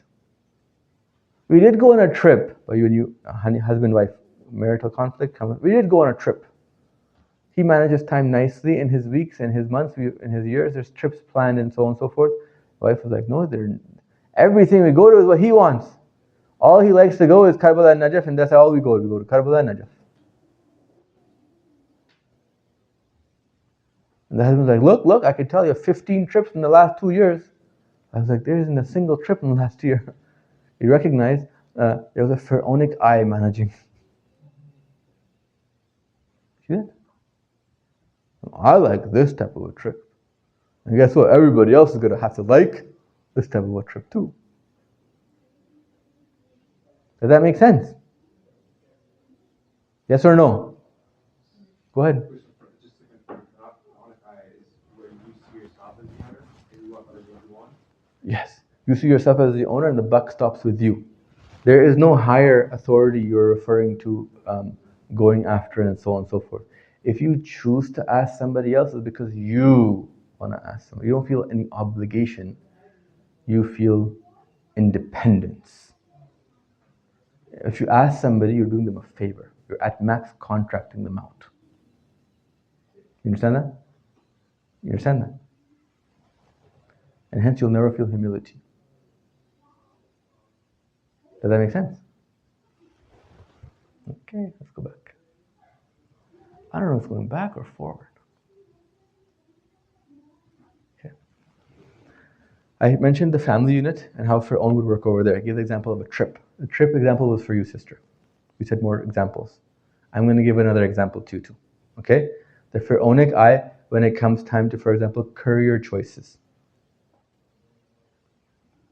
I want the most, which one takes the most money with the least effort? Okay? That's it. That's the only consideration. The divine eye says, I am part of a system that Allah has made, right? And He has told me through the Prophet that if a believer wakes up and doesn't recognize the need of other believers, he's not a Muslim, correct? If I'm a Muslim, then I have to recognize the need of the Muslims. In my city, what is the need of my society that I need to fulfill? And I can earn money from that too. And hence, in career choices, the need of my community would play some level of a role. If it's not there, you're not a Muslim, perhaps. You understand? Okay. Fir'aunic eyes are not Musa eyes. Was Fir'aun a Muslim? Fir'aun was not a Muslim. Do you guys not like me saying Muslim? I'm sorry. I talk like this with my kids a lot because I have to. It's the only way I can get attention. Salawat, please. Allahumma salli ala Muhammad wa ali. Okay. Fir'aunic eyes also look at wasted time in a particular way. When there's no gain that they were after, they think that they've gained nothing. You understand? My way or the highway. You understand? Okay? If there's no gain that I was after, I don't even recognize the things. It's a full loss. That's a deficiency. The divine eye says, in fact, even the deficiency was given by the owner. You understand that? And hence I have to manage the deficiency too. Do you see that? And that means I'm not getting depressed and having anxiety and regret and all sorts of crazy stuff happening to my mind and myself. Why? Because I understand if I'm messed up and I'm feeling bad, that feeling bad wasn't meant to just put salt on my wounds. God's not vindictive. You understand? That feeling bad was like a sign to change. Who drives a car here? All of you do, inshallah, because none of you guys probably walked or flew here. Okay, you drive a car, or you should all put your hands up for that one, guys. Put your hands up, please. Thank you. Okay. When the engines and when the petrol sign comes on your car, okay, you just ignore it, put a sticker on it. No, you recognize that sign has been given to you by the manufacturer of the car, right? There's a management system in place, and the management system brings that sign up when there's something that needs to change, correct? Right? Our internal emotions are those engine check signs and petrol signs in Allah's management system of your nafs. Okay? When something occurs, understand your eye is being indicated to change. Okay? The owner has placed now something for you. The Fir'aunic eye says, if it's not my way, it's the highway. If I feel it's wasted, then wasted means zero gain. Zero gain means not mine. Throw it away. No value there. Regret, I've just wasted. I've just lost out on X, Y, Z. My stock market crashed and I've wasted $50,000 gone. They might get so consumed by that, they might kill themselves. You understand that? But Divine Eye says, wait a second, the same person who could have given me that $50,000 also gave me the lack thereof, and hence now I have to manage that. Owner is the same, I'm a manager. You understand that? If at any time you don't have the understanding of who the real owner is, right? It doesn't matter if you're doing good or you're doing bad in that apparent thing.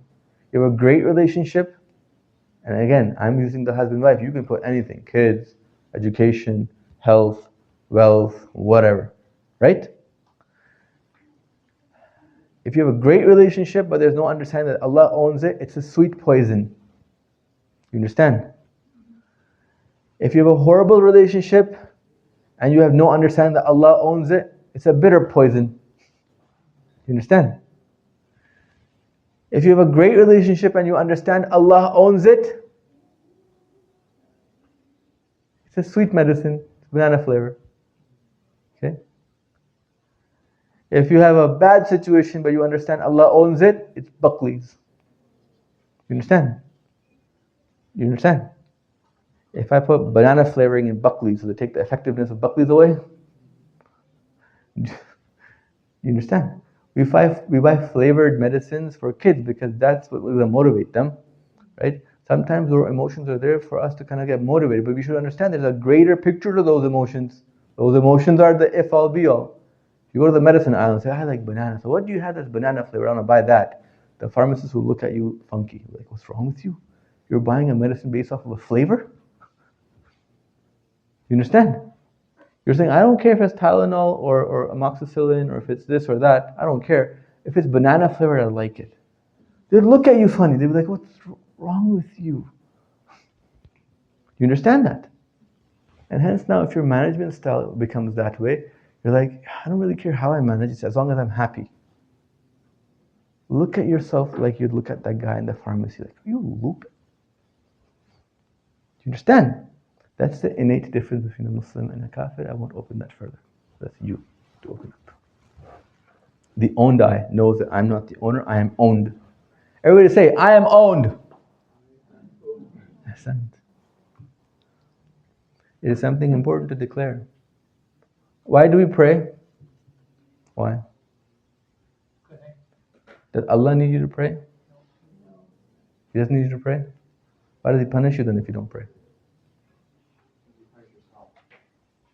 I punish myself? But He told me He's going to put me in hellfire. Am I going to choose hellfire over there? Anybody want to choose to jump in fire? If you do, I have a number you should call.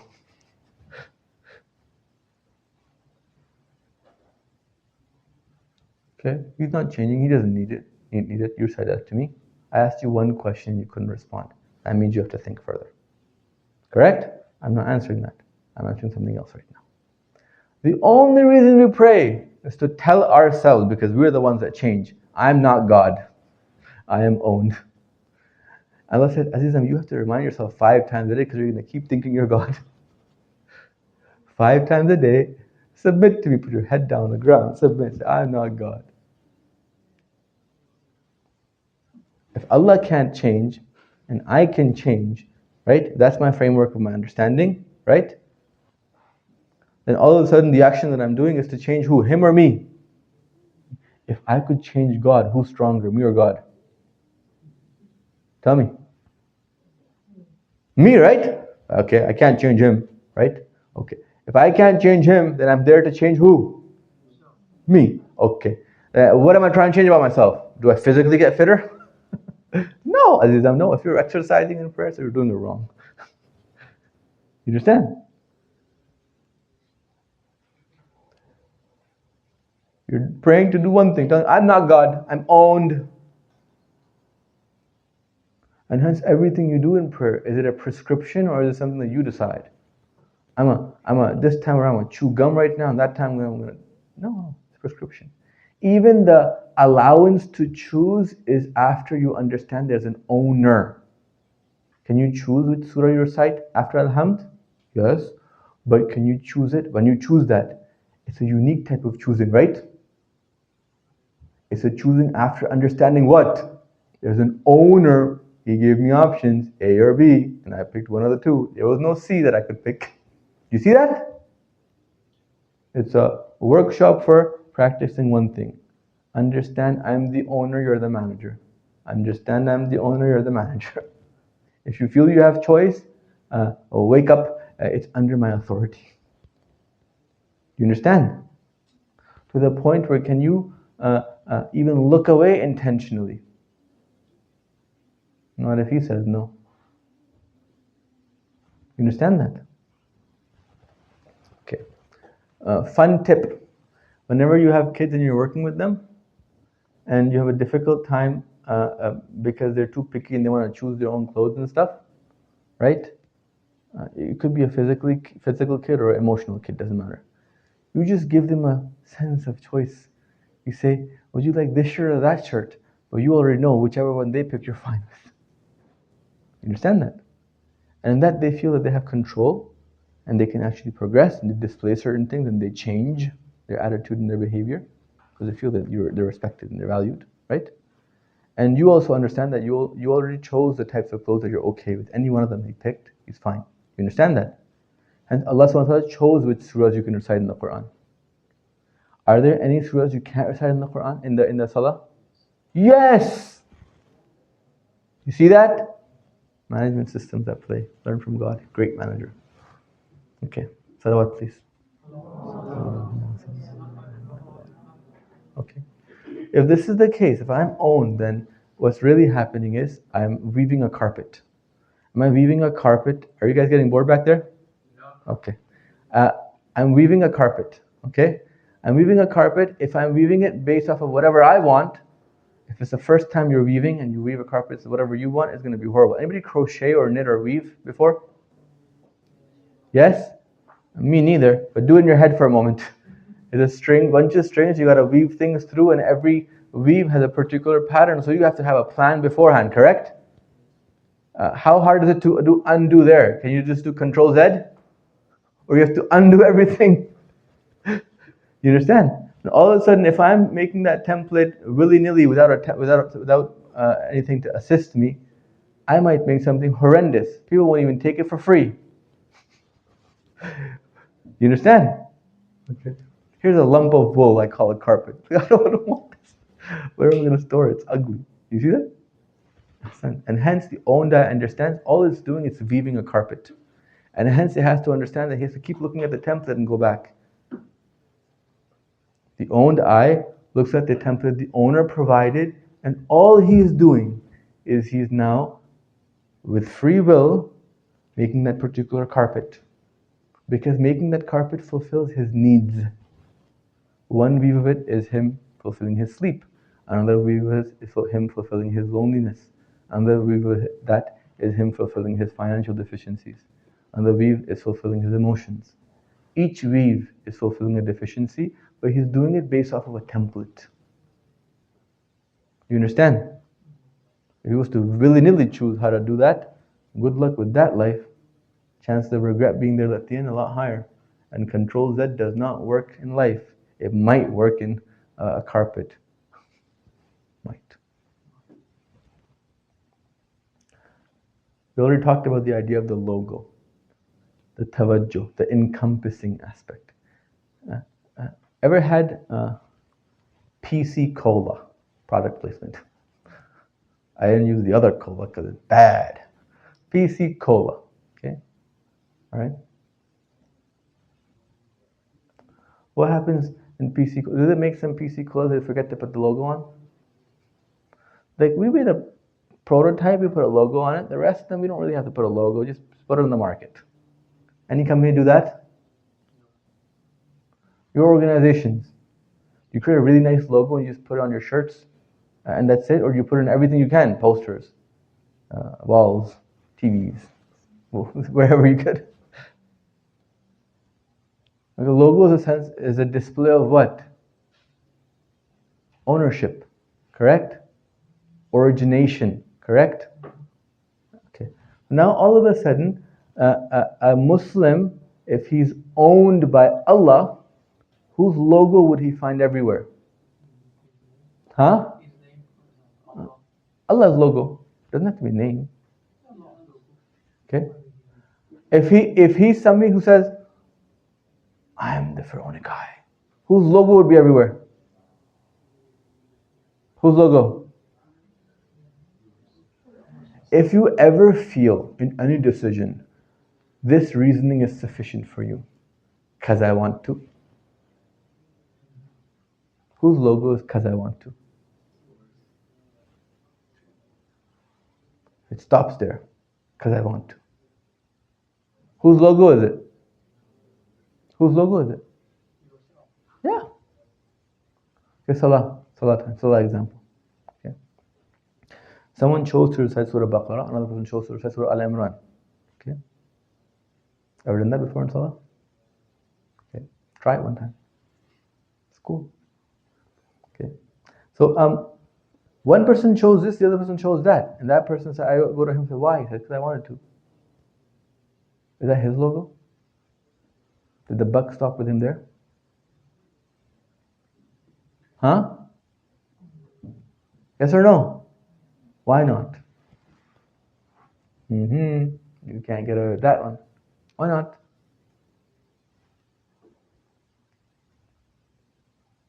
Come on, guys. Who wants to wiggle? Why were you so adamant in saying you have 2 seconds ago and now no?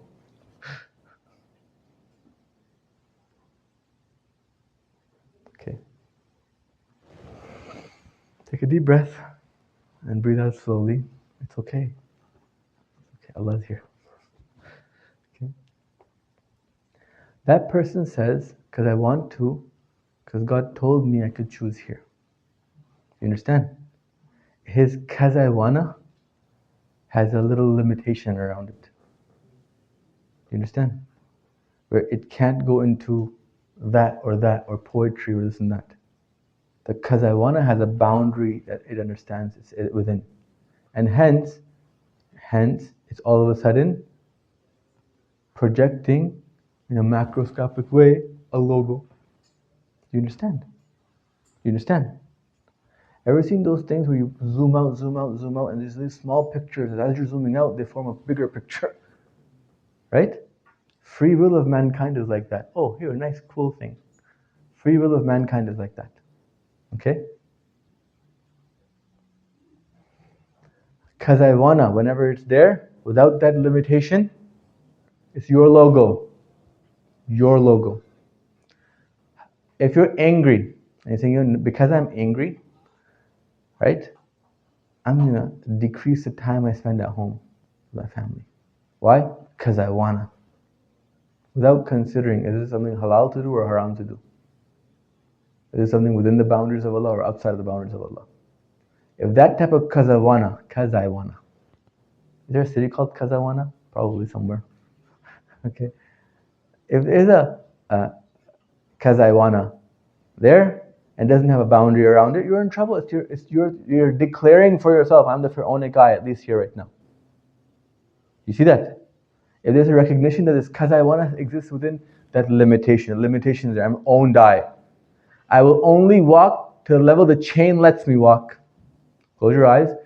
Get very comfortable with this idea of a chain around your neck and your owner is holding it and you have freedom to walk, but to the level that chain lets you. Anybody uncomfortable thinking that about themselves? Huh? Uh-huh. What if the person holding the chain is God? Do you still feel uncomfortable about this idea? Okay. If you understand, you're just experiencing now the effects of cultural wash. Understand? Otherwise, if you say the Pharaonic eye, it's just simply not God, but your desire, your anger, or your shahwat holding the chain. But there's still a chain. You understand? Go back, please. Thank you. So, this is really important. The divine logo is displayed by the divine company, and the Pharaonic logo is displayed by the Pharaonic company. Salawat, please. Allahumma salli ala Muhammad. Quick break. Here's a QR code. There's a timer on this. I don't even know why, but you have a little bit of time to kind of get this particular QR code. It's a template, and we're going into the actual nitty-gritty workshop of actually managing your 24 hours now. Okay? I should open for you a Google Sheets, Excel sheet, something. I made a template there for you. Did it do it? Oh my gosh. Tell you there's a timer to this. There you go.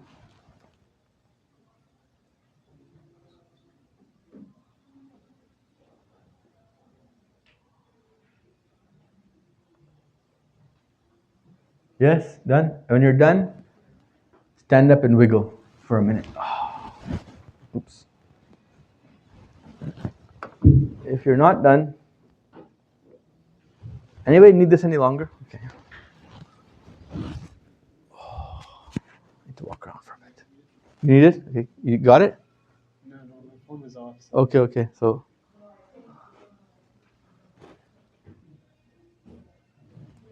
Are you good? Whenever your phone's ready, let me know. I'll come back and do it. Okay? Don't worry. Don't panic. I'm here. No, it's not. It's not an excuse. Don't worry. Accept that you're tired, regardless of the excuse. I am tired. I'm tired too.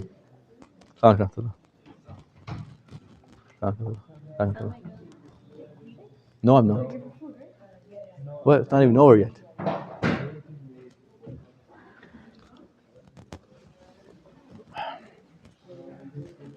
Is your phone ready? Yeah. Okay.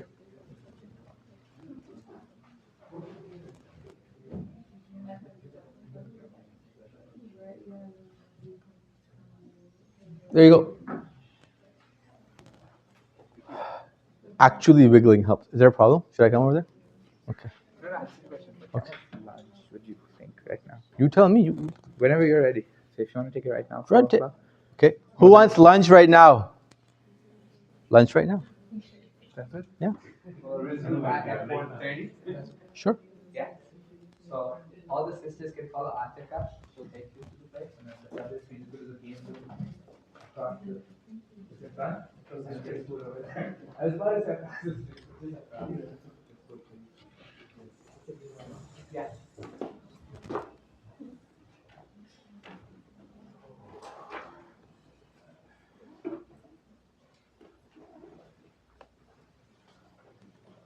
Let it play. Probably want to pause this guy, right?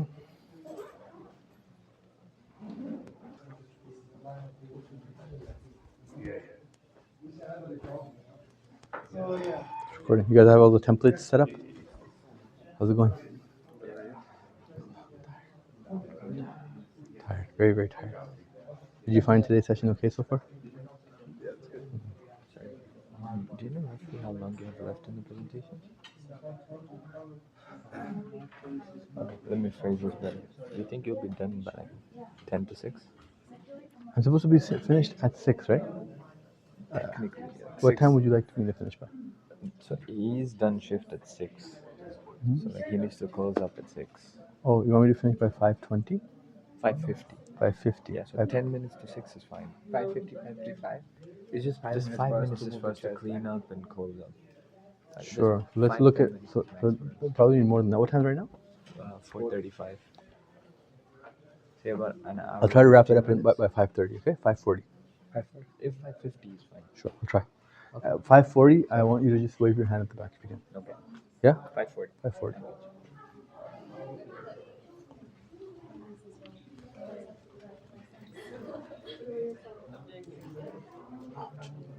I was telling this person that you should move so that you can see him. That's more also affecting Yeah. his connection. Yeah. So, Chill. Okay. I'm sorry I wasn't giving nicer examples. I'll try harder, inshallah, to get more practical examples. Were you enjoying it so far today? Were you enjoying the session so far today? Very much. If you could go back in time and give me one advice, what would you give me? You could tell me one thing to make it better.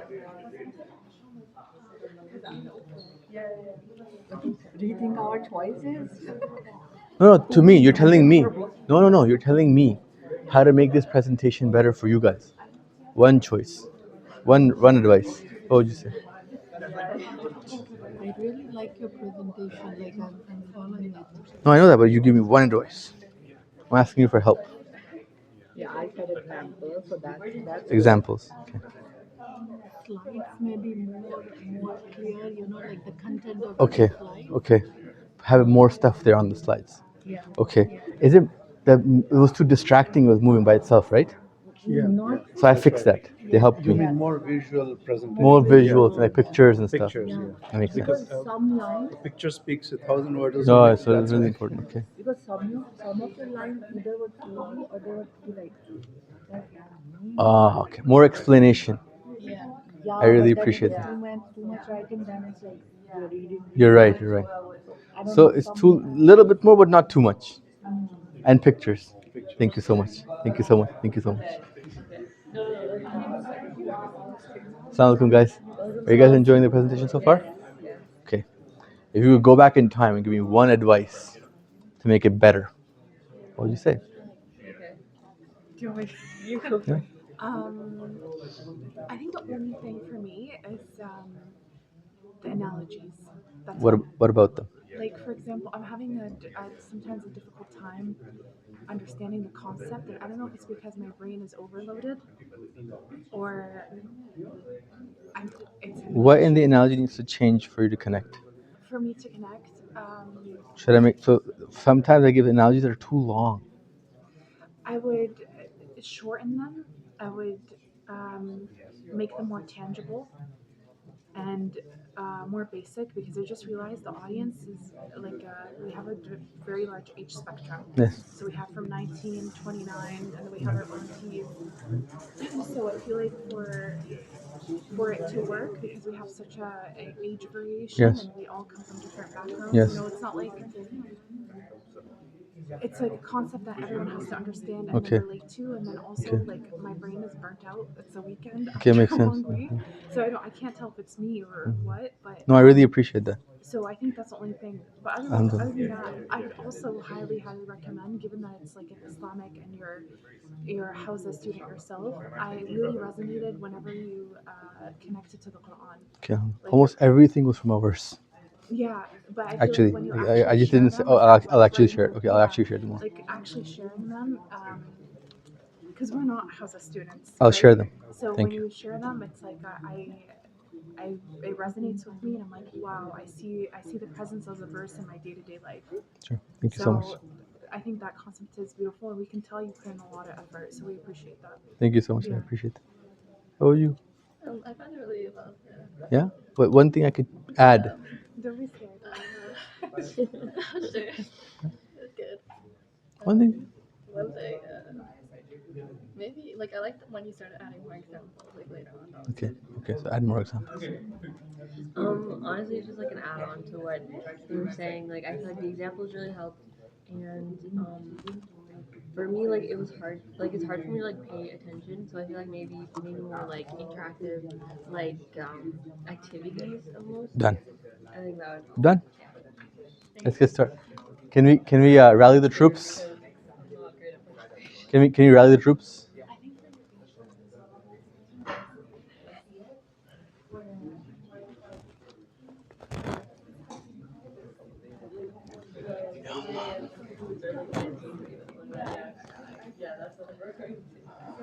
اللهم صل على محمد وآل محمد وعجل فرجه. اللهم صل على محمد وآل محمد وعجل فرجه. اللهم صل على محمد وآل محمد وعجل فرجه. We have about 1 hour left. Okay? In 1 hour, it's done. Does that give you a little bit of relief? The light at the end of the tunnel always gives relief. Everybody has that template thing with them? Okay? This is the time I have right here, or hidden it inside. Does everybody have, what's wrong? No, it is. You good? Perfect. So everybody has the template thing ready with them? Yes? Okay. I'm going to go through now the practical template making thing. You should have the template in front of you now, because you're going to be filling in things. You understand? If you don't have a template that you could fill in on your phone, at least have a piece of paper that you could write something on. But at the end of this 1 hour, if you're going without an actual template for you, done to some degree, that's not good. See that? So when you're prepared with that, put your hand up. You should be able to. Can you assist in the technical departments? Thank you. Can you make an edit to that, Uncle? Yeah. You have to make a copy, I think, first. Yeah. Okay. You can do it? Perfect. Ouch.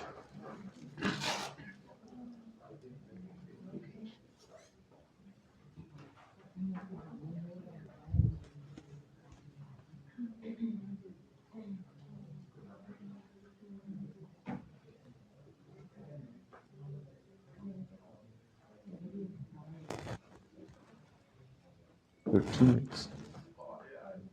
You said Khulafis? Perfect. If that's the case, can I get you guys? Are there? Okay. Yeah. Okay. Is there anybody else coming on that table?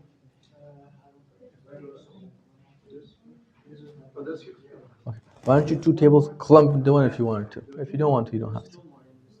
Inshallah. Then leave it as is, inshallah. Yeah, good. Ready to get started? Salawat, please. Allahumma salli ala Muhammad wa ali Muhammad wa ajjal farajah. Okay. You guys, that template in front of you is an empty one. You see that? On the right hand side, you'll see I've put some stuff and some words there that are really cool. Read that on your own time. Those are very, very important advices that are there beside each one of those highlighted item. You see that? Looking at the screen now, you'll see that there are certain needs that you have to fulfill. We said the whole purpose of this was you're managing because you want to fulfill needs, correct? And you're fulfilling needs because your owner told you have to fulfill needs. That was your driving motivation. Otherwise, this would be a corporate thing. It's not corporate training, it's Islamic training. The owner is saying you have to actually fulfill your fitri needs. So here are the 4 major chunks that your fitri need is kind of broken down in. Okay? First fitri need is the physical need. Rather, the table behind you, there's, I think, a seat empty there. If you need a table, I think you might benefit from that. Good? The one behind you and you has more space. So just do that. Up to you. Okay. The first area in your fitra is your physical needs. Okay? Second area is emotional needs. Third is intellectual needs. Fourth is spiritual needs. Okay? Why haven't I put financial needs here? Take a moment in your table as a huddle. Okay? Discuss. Why is financial needs not here? Take a moment as a group in your table in a huddle. Discuss.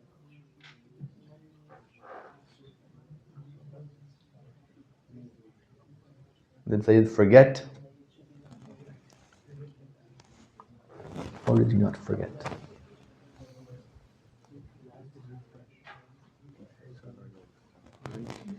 Get the app.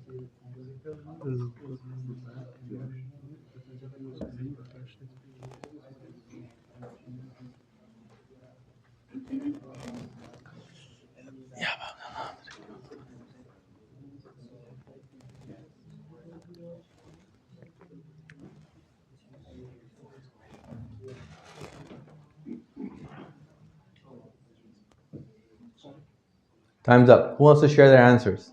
You guys, what do you guys come up with?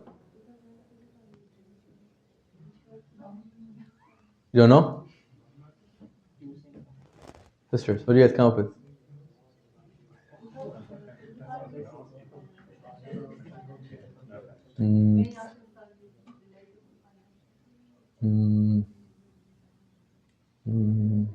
Okay. I'll challenge you on that. Sometimes I go to earn money to spend it to go to Hajj, for example. Okay? Is that physical need of yours met? Physical needs are sleep, shelter. Go to Hajj. Okay. So you're saying it encompasses all of them. That's why it's not there. That's what you're saying? Okay. You guys. We had a few. We said that if you take care of all 4 of these classes of needs, then financially will take care of yourself because you'll be at a level where you're able to work and earn a decent wage, hopefully, and find a way to contribute positively in your own society. Also, so in that direction, you're saying that financial need is a need, but it's something that you can achieve if you had these four. Okay? Also innate versus societal.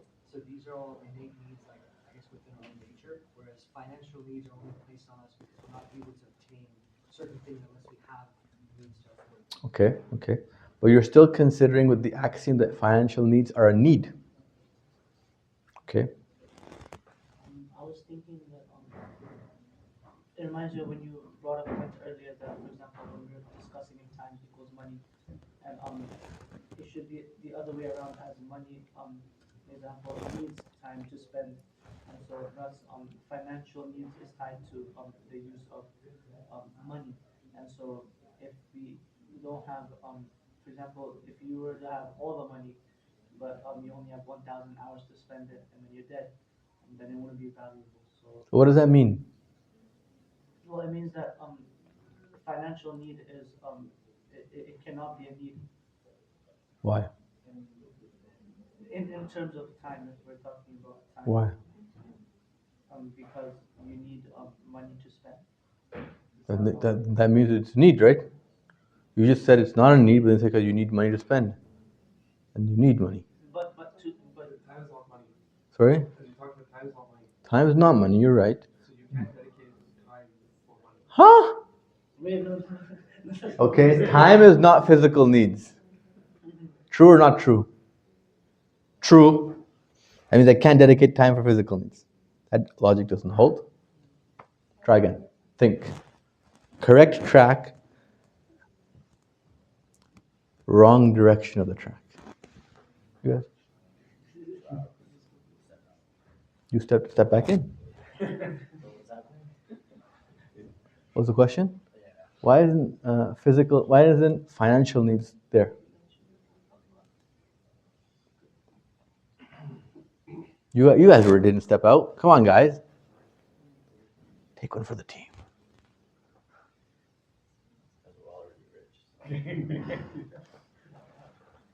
You're only rich if you compare below you.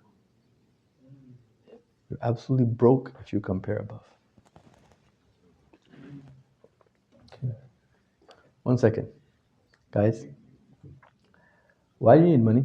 You don't need financial for any four of those. That's true. But why do you need money? If I gave you all the money in the world but you couldn't spend it, would you be happy? Yes or no? No. Okay. It depends on what?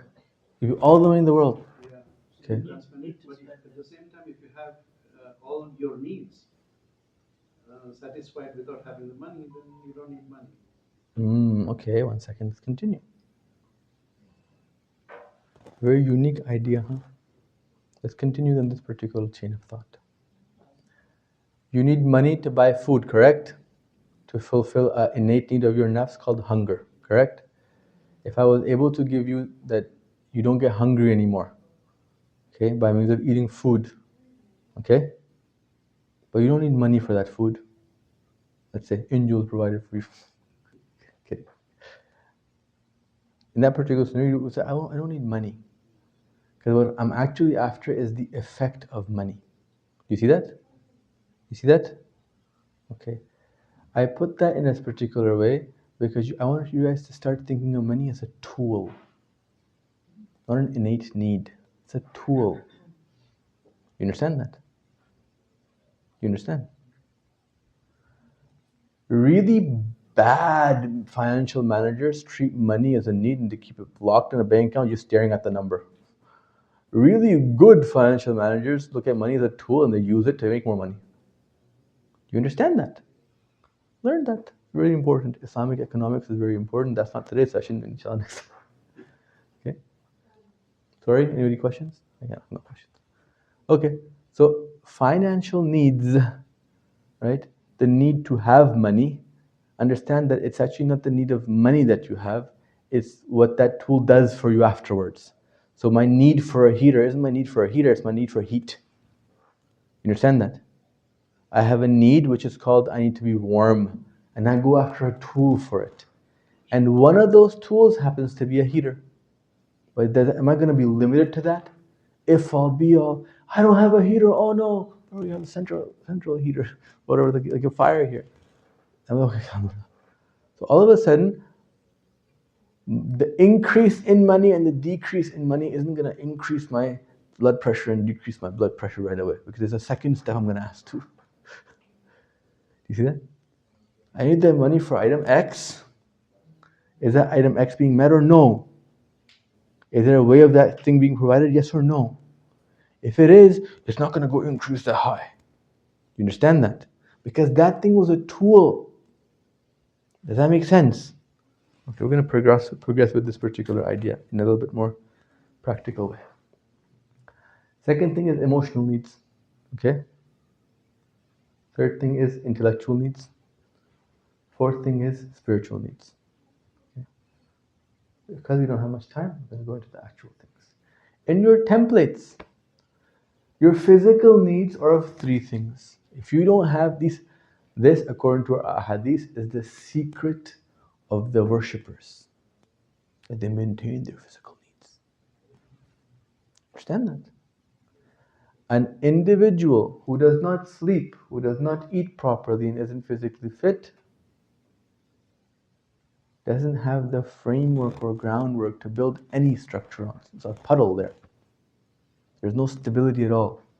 There's no stability in the body, and hence no stability in the mind. No stability in the mind, hence no stability in the nafs and soul. You understand that? So if you're trying to create any management system to do anything, you want to be a doctor, lawyer, student, husband, wife, talebe, anything, you need these three things. Innately you need them. In your template right now, put sleep, food, and fitness there. Put a chunk for it.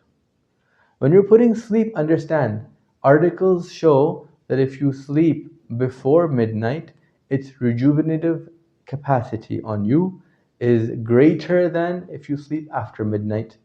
How much greater? Significantly. Some say 1.5 times, others say 3 times.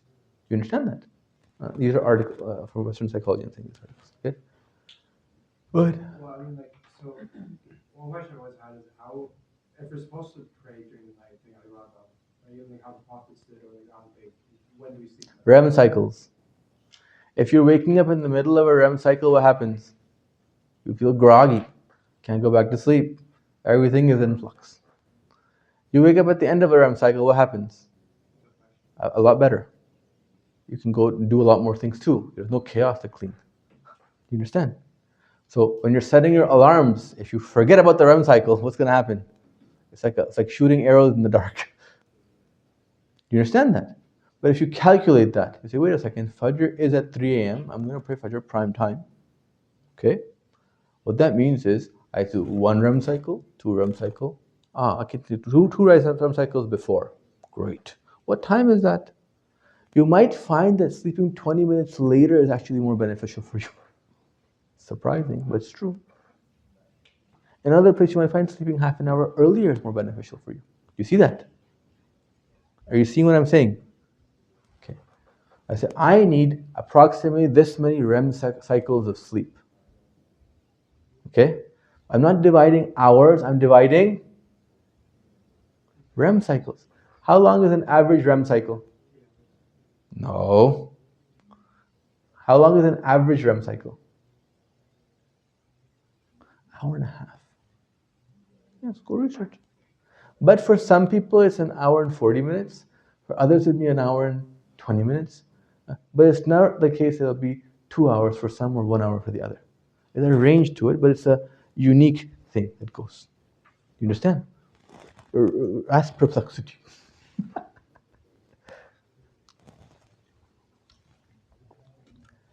You have something called data. You know that you have recollection. Allah has given it to you. So you have to use it. I right now know that if I spend 2 REM cycles before my sleep, it doesn't matter if it's 3 a.m. Do you understand? I can do it. You see that?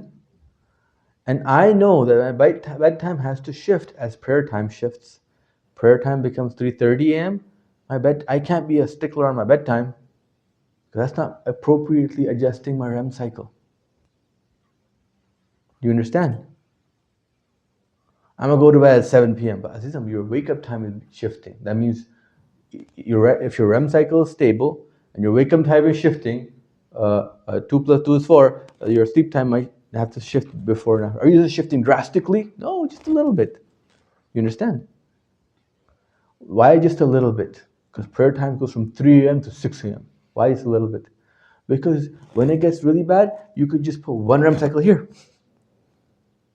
Did you see what I'm trying to say? Who's not seeing what I'm trying to say?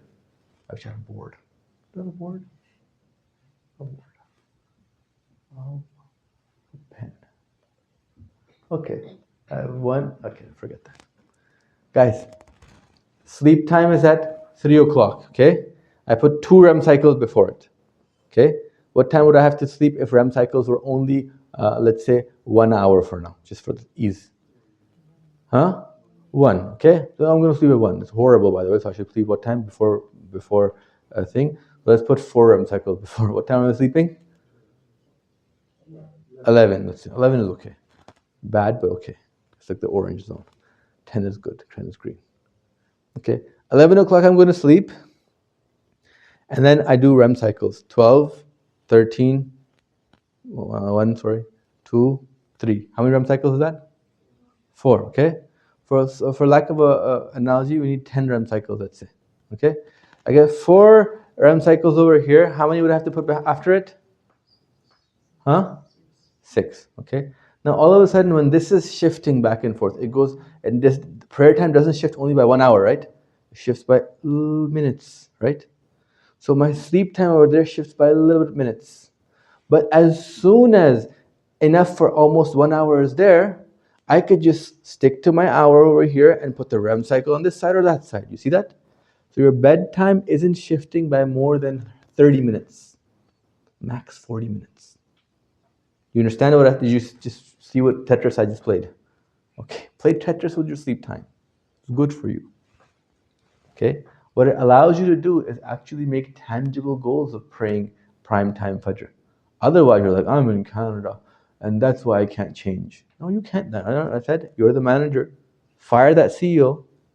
Okay? Say, sleep cycle is based off of REM for a reason. The owner knows what he's talking about. Okay? I have to become a better manager. You see what I'm saying? Yes or no? Okay, good. If your plan is, I'm going to wake up 5 minutes before I have to be somewhere, and that's my wake up reasoning, that's bad. Wake up when your REM cycle is over. I only need this much, and I'm going to wake up after that. Wassalam. That's sleep. Second idea is food. Okay? Only eat when you're hungry. We have something called habitual hunger. If you put in your schedule, I'm going to eat every day at 5 o'clock, okay? But then you don't do anything called content control, what you're eating. Some days you're eating more filling stuff and you're not hungry, but it's 5 o'clock and you're like, out of habit, I'm going to eat. So you have a choice here. 2 choices. Choice number 1, keep the food times fixed. But then make sure your content is appropriate to that. That by that time, you're only eating that amount of that type of food that you obviously feel hunger. If it's meat, your content is decreasing. You see that? Are you seeing what I'm saying? If it's sugar, good luck. Okay? Because it might be increasing a lot then. Okay? Do you see what I'm saying? But the rule is, in your faith, eat when you are hungry. Okay? So as a time manager now, you have 2 choices. Either have the dinner and breakfast and lunchtime stable, but then be attentive of the content you're eating, or be more fluid in your timings and eat only when you get hungry. Is that going to be a drastic shift of like hours and hours, or is it going to be a shift of just at max an hour? Sometimes you'll find today I don't have to eat lunch, so I don't eat lunch. You see that? Depending on the type of meal that you had. Does that make sense? So you're cooking out of need. Does that decrease your workload or increase your workload? Decrease, right? Yes or no? Yes. Does it make you more mindful of what you actually are feeling right now too? Or are you running on autopilot mode? It makes you more mindful. When you become mindful, can you have tawajjuh towards why you're doing it? The divine logo, yes or no? Aha. You understand that? Okay, very, very good. Food. Fitness. We're not trying to be Olympians here. All we need is our body needs to sweat a certain amount and stretch a certain amount. Because if you don't do that, it's problematic for your physical state. Fitness is not how you're going to do weight control. Food is how you're going to do weight control. If your plan A is, I'm going to get rich by collecting pennies, that's a horrible plan. Collect dollars and account for the pennies too. But that's not your plan A, it's your plan B. Does that make sense? The wrong thought that comes to people's mind is weight control, gym. Oh no, weight control, kitchen should come. You understand? Yes or no? My food's there. How many bites did I take? No. No, 13 bites. How many did you take? But how many bites did you take? You know, you can't. How many bites did you take? In your whole life, can you tell me how many bites you took in the food?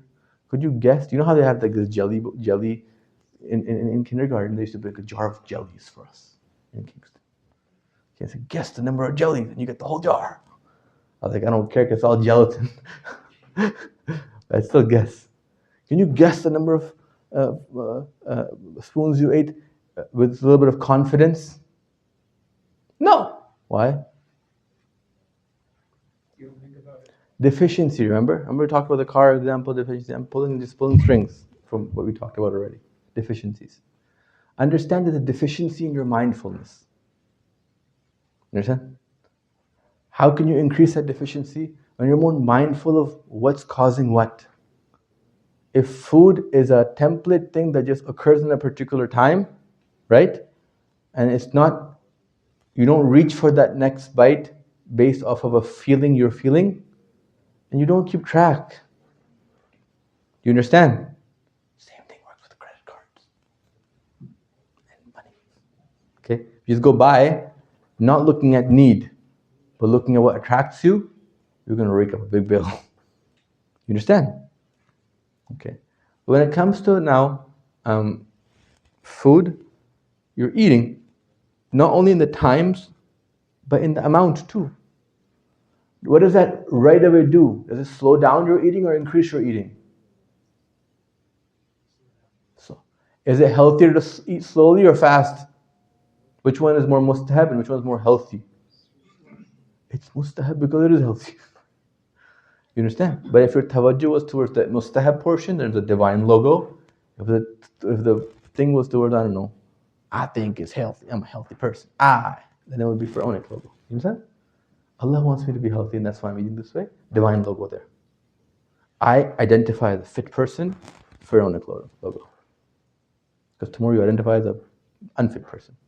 Whatever you identify with, you become a chandelier tomorrow, a cat tomorrow, God knows what else tomorrow. You're in trouble. You need to go to the mental hospital. You understand that? It's recording, I don't care, because the reality is that. We live in a world where people who are supposed to be in the mental hospital are outside, and the ones who are supposed to be outside get thrown inside for saying the right thing. Unfortunately. Salawat, please.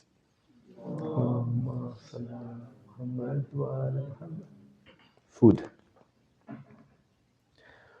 If you're divinely owned, you're assessing when to eat based on your hunger.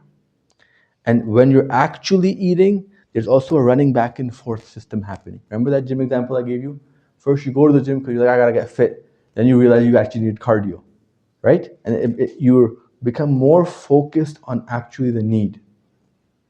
When I'm starting to eat and I'm starting to overcome my hunger, I'm actually experiencing my hunger levels decrease slowly. When you're filling petrol, do you keep an eye on that number over there if you're trying to fill $20, let's say? You do, right? Or you just close, I'm gonna guess the time. No, right? Especially if you only have $20 in your pocket. Yes or no?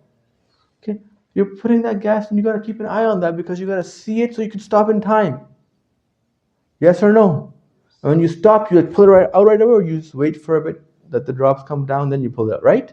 You understand the system and you're applying it in your cars, apply it in your stomachs too, because you're fueling that up too. Does that make sense?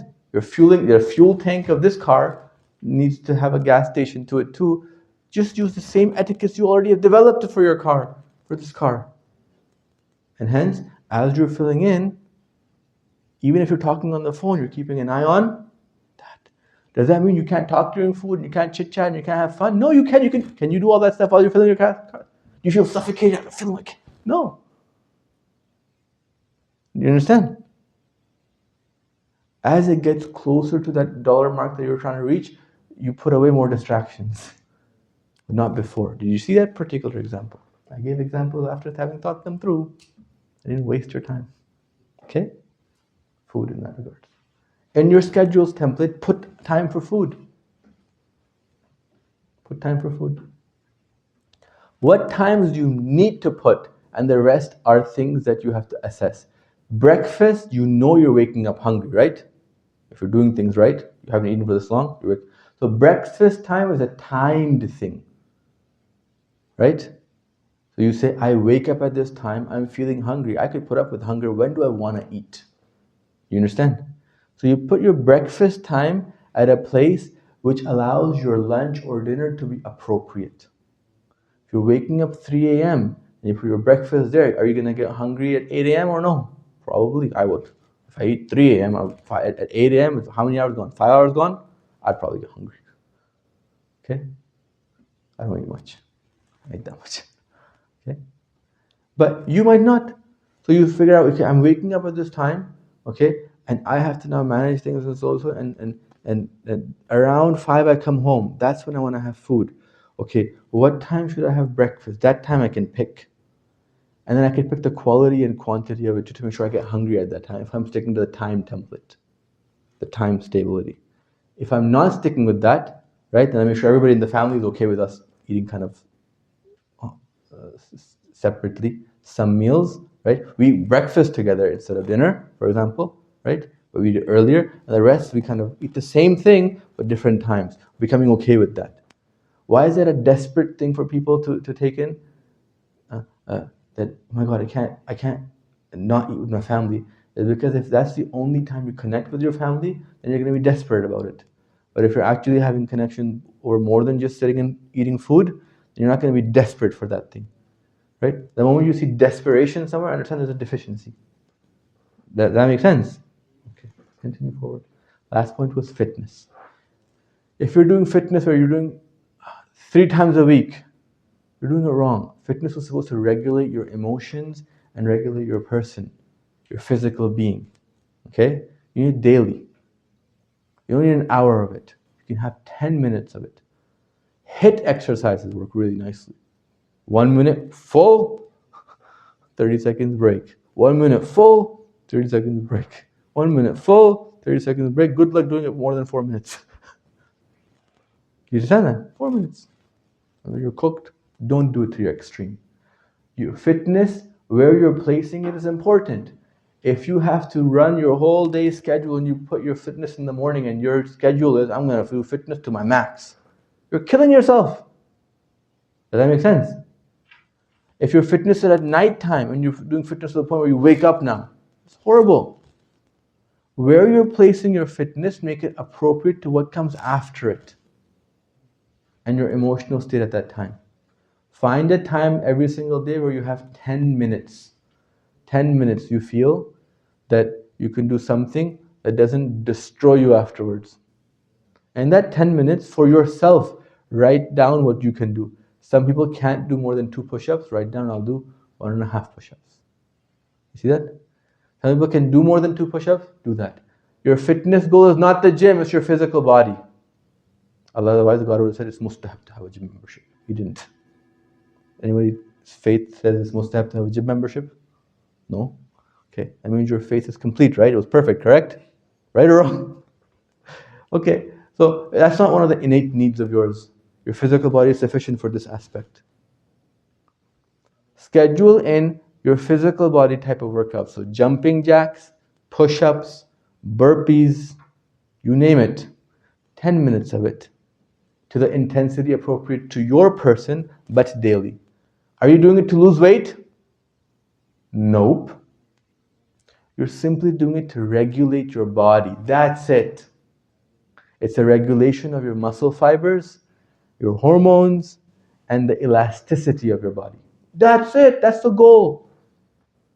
If that's not your goal, then what's 10 minutes gonna do? 10 minutes gonna do a lot if your goal is these things, not those things. You see what I'm trying to say? Okay. The owned eye is doing these things because the God, his owner, told him to do it. The Pharaonic eye is doing this because I identify as X, Y, or Z. We're good? Okay. Emotional needs. You have 4 main faculties to you. You have anger regulation, shahwat regulation, vahm regulation, and intellectual regulation to do all in one day. What happens when you don't do it? What happens if you don't regulate your anger every day? What happens to a pressure cooker when it keeps building up and there's no regulator for pressure to release? It goes pop. Yes? If constantly your regulation method is that it'll regulate itself once it pops, what's going to happen? Well, you're going to have a horrible lifestyle. You understand? You're really good, and then you're boof. You're really good, and you're boof. If it's periodic enough and it's up and down enough, you might get diagnosed with something. You understand that? Yes or no? Okay. You have anger that you have to regulate every single day. How do you regulate anger? Men, it's different. Women, it's different. Yes or no? When men get angry, what do they do?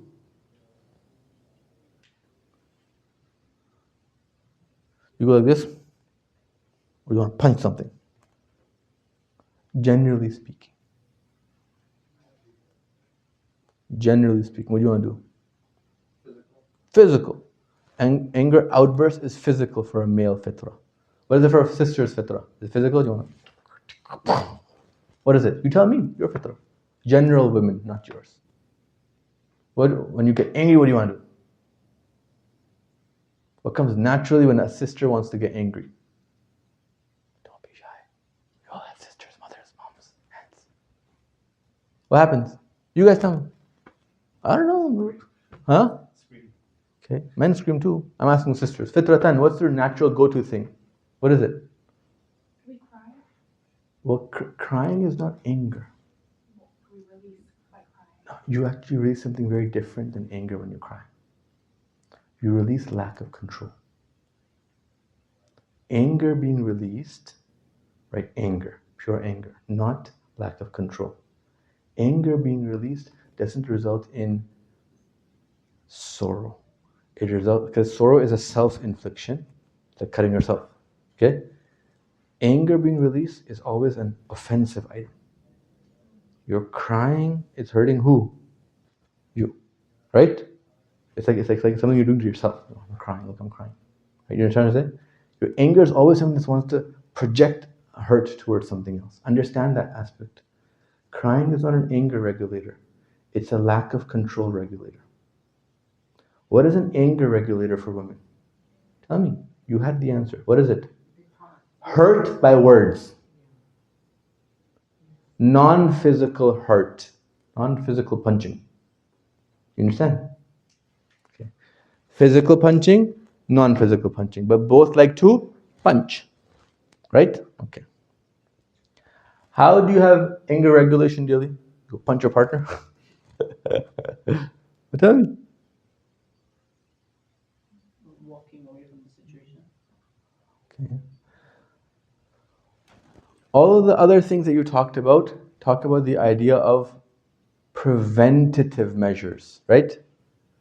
Let's prevent the pressure from building. Correct? I'm saying those are great. You have read so many books on those. I'm not talking about those. I'm talking about something no one talks about. No matter how great of a system do you have, is it going to have a percentage error, yes or no? It is, correct? That means there's some pressure building up, yes or no? Yes or no? There's a build-up error. It might be that it might take 3 months to blow up or 3 years to blow up, but if the pressure in is greater and the pressure out is less, that's exactly what obesity is, right? Calorie in, calorie out. Yes or no? Calorie in is higher, calorie out is lower, and all of a sudden what's happening? You get bigger because it's staying somewhere, right? Same thing with anger.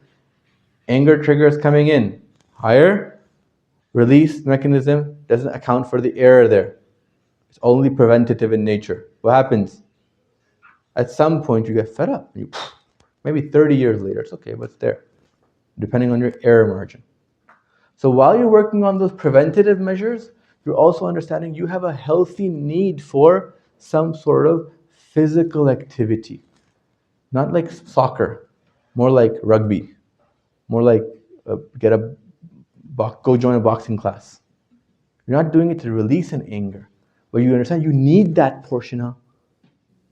In the time of the Ahlul Bayt ﷺ, preparing for war and preparing and actually combating and sparring with one another was something natural, innate. Abu Fadl Abbas, Imam Ali would invite him and say, let's spar. It's not the case Abu Fadl woke up one day and he was an expert swordsman. Who thinks that was the case?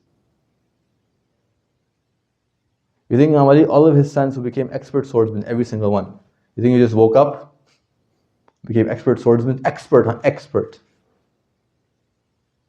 Or you think he trained them? Which one do you think it was?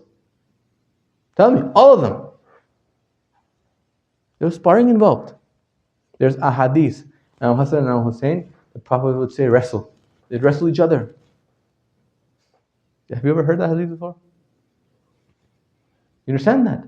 The male figure requires that. Are they wrestling to release anger on each other? No. But that level of physical interaction is actually a regulator. It's important. Me and you need it. At our own levels. Whatever we can take and like. Does that make sense? You need it. If you're saying, I don't like any physical contact, no physical contact. Physical contact is for people who have anger problems. Actually, lack of it completely is what leads to anger problems for men. You understand? Understand this concept properly. Yeah, go ahead. So you just it's like, is it more like saying that instead of discarding that anger, it's better to channel it in a way? I'm saying you have some preventative tools like the one you said. If you know that this particular person, I say A, they're going to say B, and then I'm going to be compelled to say C, or when they say D, I get angry. I know that. I'm not going to say A. You understand? The Quran says, قَالُوا salama. When somebody comes to you that you can't argue because you know they're not listening, you just say salam to them, say peace and walk away. You understand? Peace meaning what? I want peace. You understand? Salam and walk away. Why? Because that person is a pattern taking place that you can't break right away. You're saying you break the pattern, forget them for now. Don't get riled up. Okay? Is it haram to get angry or haram to display anger? Which one is it? Display, correct? Then all of a sudden you understand that the getting portion is fitri, natural, innate, is going to happen. Otherwise God would have said, it's makruh at least. No hadith there for that. But in the display, it's hurma. And hence what I'm saying is, don't display anger. Use your intellect to regulate it. When you go and you join a rugby class or you punch a bag, right? Your intellect is saying, this is the right place to punch. So, and I have boxing gloves on, so my hands aren't breaking apart. You see that? I'm not just hitting with proper form, so my wrists don't break. I'm not hitting it for hours and hours like a maniac. 10 minutes just to practice my form to build some muscle and release that energy and anger. You see that? I'm using intellect to regulate an anger. So it doesn't come out as a haram thing, which is or words or whatever. You understand that? Sister, what do you do? They can have a punching bag, what do you have? Yes? What do sisters have? Very good. You have your awliya, fathers and husbands. You don't punch them. They're responsible and you're responsible to have such an important connection that you can go and talk to them about your worries. They're told that when that is happening, you have to do this. Imam Ali has a hadith. Hadith is very important. It says, whenever your wives or your women folk are talking in absolutes, you always, he says to the men, that is a time for you to remain quiet and listen. He doesn't say walk away. He doesn't say ignore. He doesn't say pretend to listen. He says listen. Does listen mean say, yeah, you're right? No. Because if you say, you never care for me, well, never is from the beginning of time to the end of time, and it's actually a false statement. I would never say do that, correct? Never say never. Okay? But the Imam over here is saying what? To the men. Is he putting women down or putting men up? No. He's saying a regulative measure. She has that as a fitri regulator within her. Your job here is to make sure you understand what you have to do. You do other than this, and you end up harming yourself. You walk away, you're destroying a relationship. That's the time you choose to correct, you're destroying a relationship. If while she's expressing emotional upsetness, that's the time you decide, I want to have a positive intellectual communication about our problems. She'll always feel that you're spinning it on her problems, not even addressing yours. And she'll feel that, and it'll come out in other ways. The Imam's taught you, quiet, listen attentively. If she's saying level 100 at that time, you understand it's not coming out of schizophrenia. She might be intensifying it, but that means there's an 80 you have to solve. Sure, 100 you don't agree with. But figure out what the 80 is. That's your time to do something called samt as men. What does that mean? What's samt? Huh? Nah. Sakata and samata. Sakat, sukut means to be silence. Samt means to be silent. But samt is a special type of silence. It's a silence where you're thinking. Man has been told to do samt there. Silence while he's thinking. Thinking to hurt back or thinking to manage and regulate the family dynamics better. Which one is it? Sant. The pharaonic eye will listen and think to hurt. The divine eye will listen and think to develop. If there's a need of my spouse that's not being met, I have to think. What can I do? Do you understand that? You gotta understand that. Am I saying anything offensive to you? Okay. What I'm saying, do you think it's obvious and it's important?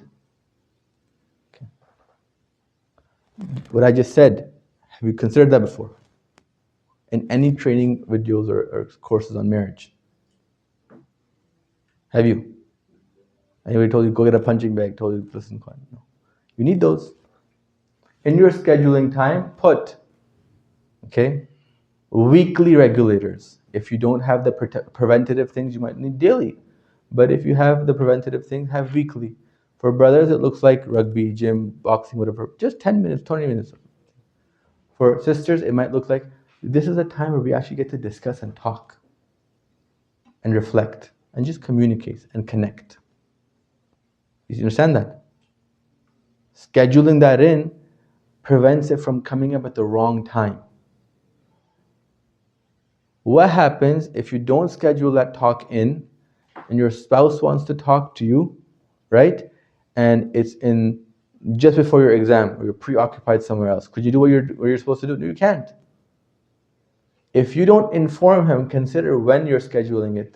If you don't consider his state when you're scheduling that regulation moment, and you say, I'm just going to have that talk whenever it gets too much.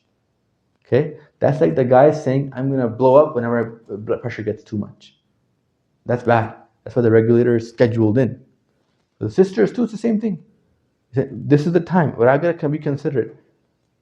Should it be right after he comes home from work? Should it be right when the kids have gone to sleep? He's had a long day, I've had a long day, and right after that, we might become physically intimate. Oh my gosh, no, because that's horrible. Because what happens after that is horrible. Those two don't match. Does that make sense? So as a wife, if I need to plan for a regulator, I need to plan in consideration to who I'm using and my spouse over there as the regulation tool from God. I need to project the things that are bothering me, accept the feelings, project them. Acceptance of them does not mean you're saying they're correct at the highest level. You're simply saying they do exist, not denying them. The worst thing you can do with a feeling is deny it.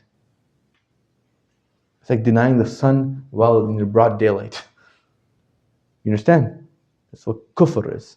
Don't do it, please. If you have a feeling, accept it, meaning it does exist, but don't say it's 100% valid. That's the judgment to make by the intellect later on. Accept it and communicate. I feel that I'm not valued because of A, B, C, and D. That gives the other person an opportunity to understand and say, I do value her. I see it inside of me. But the thing is, for her, she can't see inside of me. So sees things through actions. That means that I have to display this feeling in a different way for her to see it. You see that? Okay. Last point, second last point. Waham regulation. Okay. What's waham? It's your imaginative faculty. Okay. If you don't regulate this faculty, you'll be a person who lives in their la la land. Every chance you get, you become a superhero, and your expectations become wobbly. Waham does that. It dysregulates your expectations.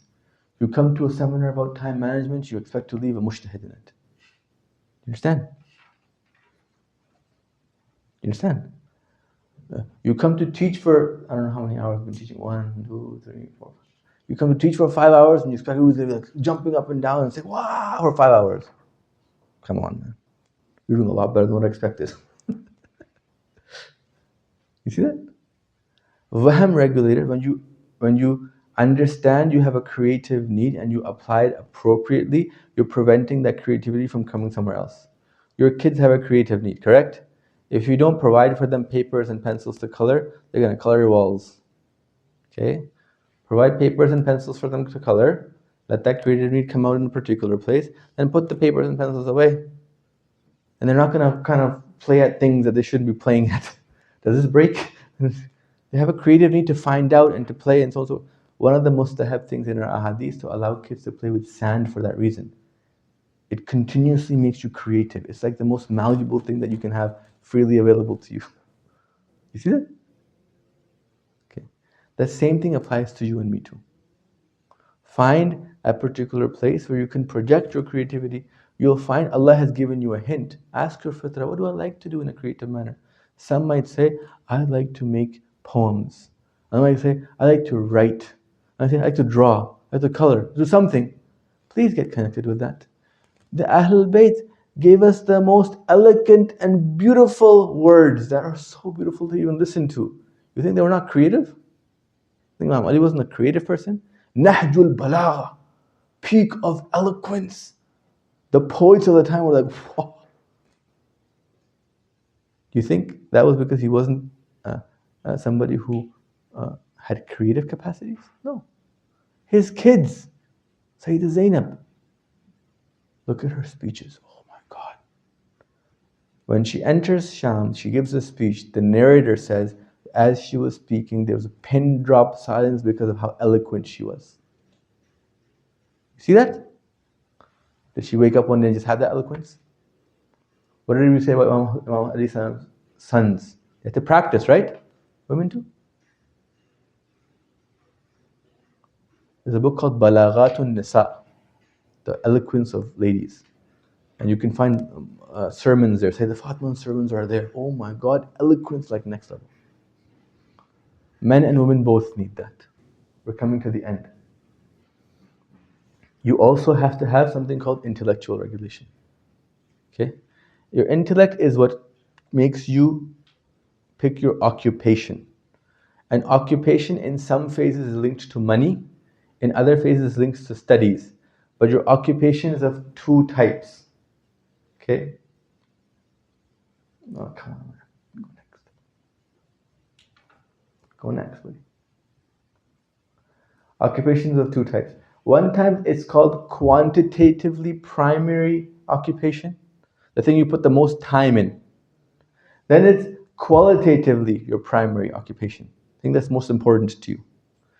Islam is most important to you, but does that mean you have to put the most quantity in it? No.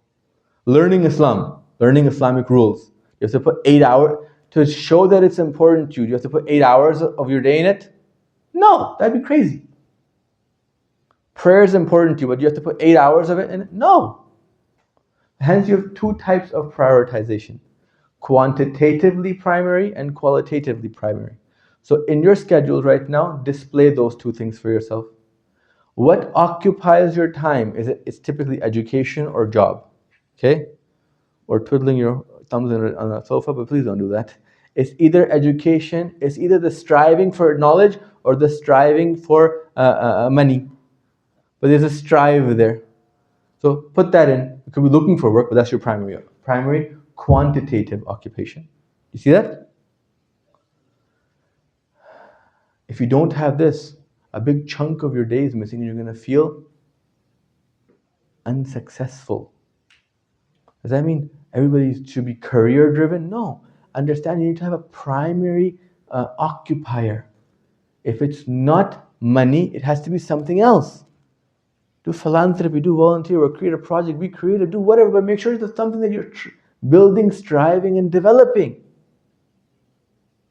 Otherwise, you're going to feel like just a support role, waiting on others, and you're creating the deficiency for yourself. If you're a stay-at-home mom, that is great, but make sure you have this idea built in, please. Put something on your schedule for that. Last point, qualitative occupancy. Your faith is the most qualitatively important thing to you. If you're not spending at least 10 minutes a day on it, something is wrong. If you're just reading the Quran without understanding it and you're not intellectually interacting, so pick something, pick a lecture and go listen to 10 minutes of it if you want to. Pick a book and read it. Find out what you connect with, what topics you connect with. Schedule it in. Keep the wrinkle of time in mind. The wrinkle of time?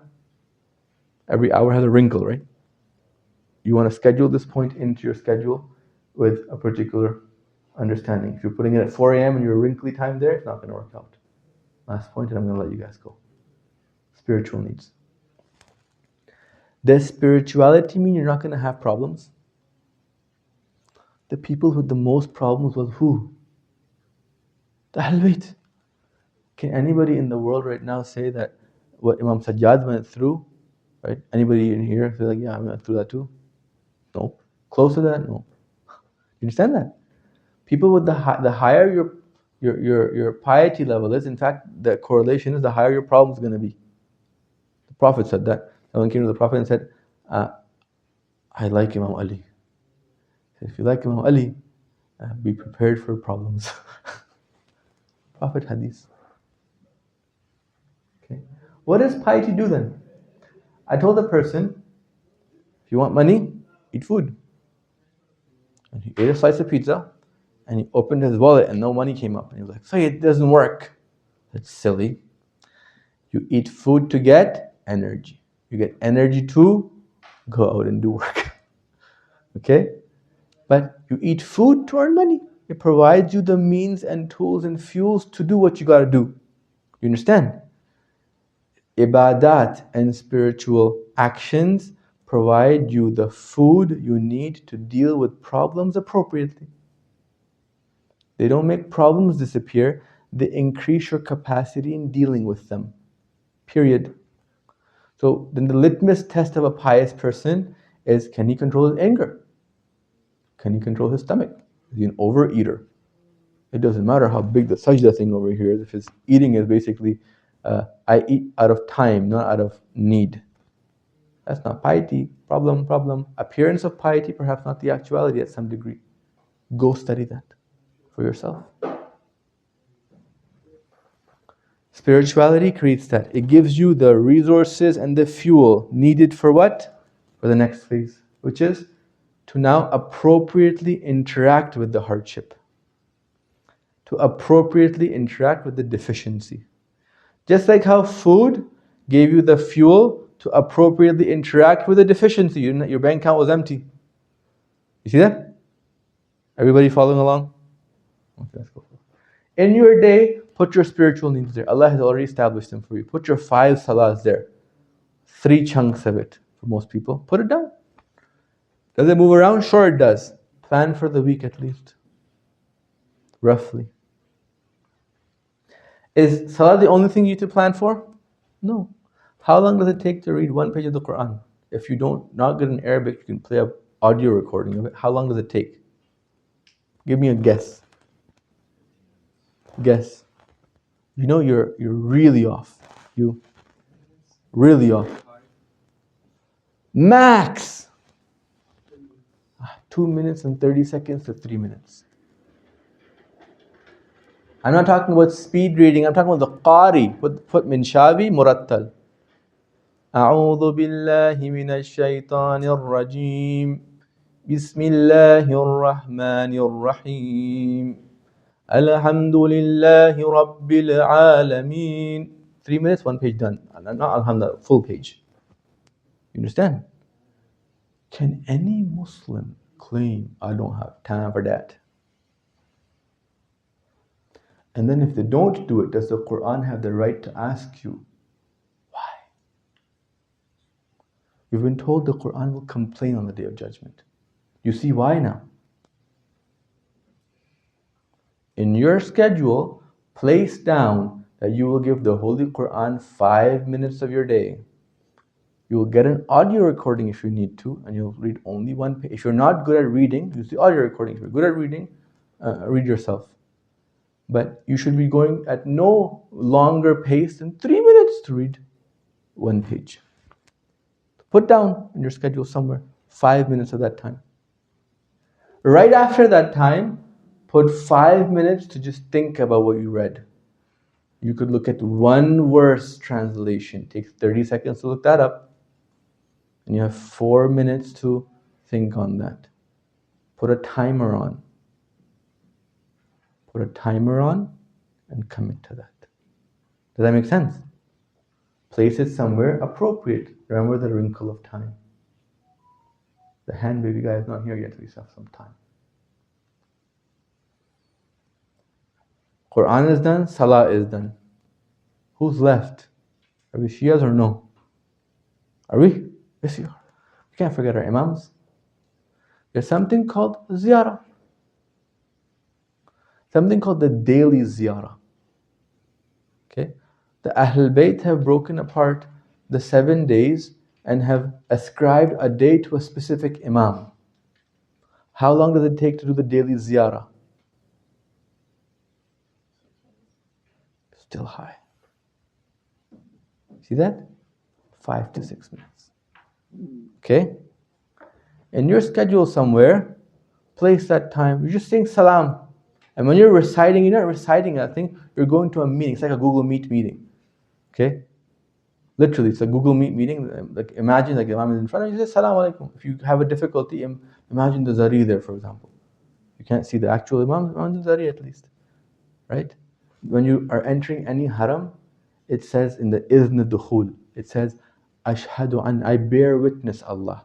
They hear what I say and they listen to what I say, the same level as if they were present before me or they're not. If you believe that, you better be in at least a Google Meet meeting.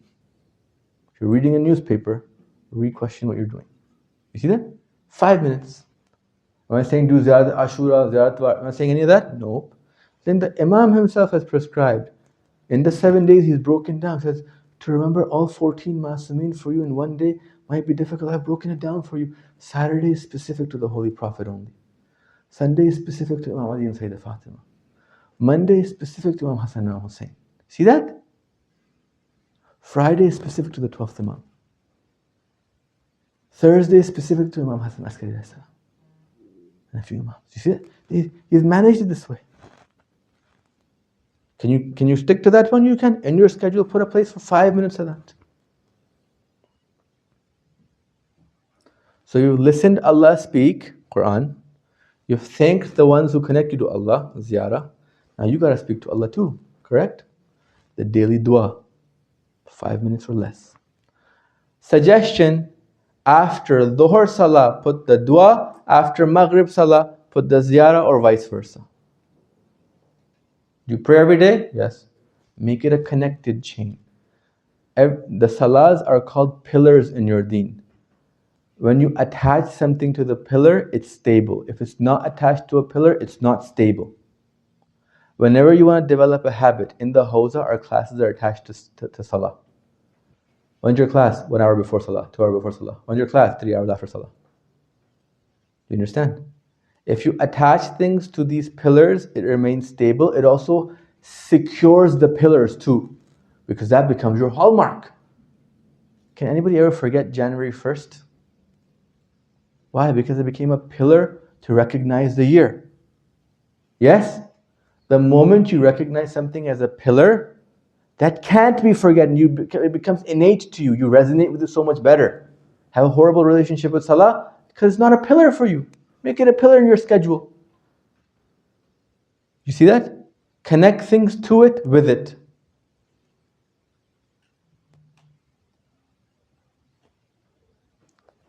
I'm listening Allah speak to me through the Holy Quran. It's His words. Spending 1 or 2 minutes, maybe max 5 minutes, and I have a timer on, thinking on one verse. I'm thanking the Ahlul Bayt who actually are facilitating this connection. And now I'm speaking to God too. Did I choose the words that I'm speaking to God with? Am I just saying, just sit in the corner in your language, say whatever you want to say? Or did I say, recite the dua Sajjad told you? See that? Now you get to speak, but even in that choice, you're saying, Imams, what do you want me to say? That's accepting their wilayah. Allah told me I could talk to him whenever I want, however I want, Imam. I really want to talk to him how you would like me to talk to him. You understand? If the Imam makes something daily, it's public. You understand? These du'as, these prescriptions, aren't for specialties. They're the public ones. You're baligh, you should be able to slowly integrate this into your life. Last thing. Salawat, please.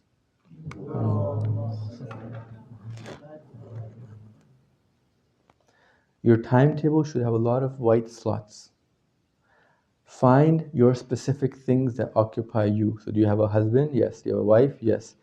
What hats are you wearing? Put the titles there on the side.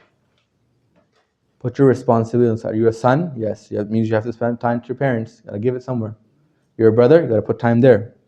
Make a list of the hats you're wearing, the obligations you have from your owner. And the way you work is you start off with familial ties first.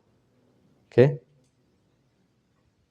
After that, you expand the circle to, so familial tie means nuclear family first.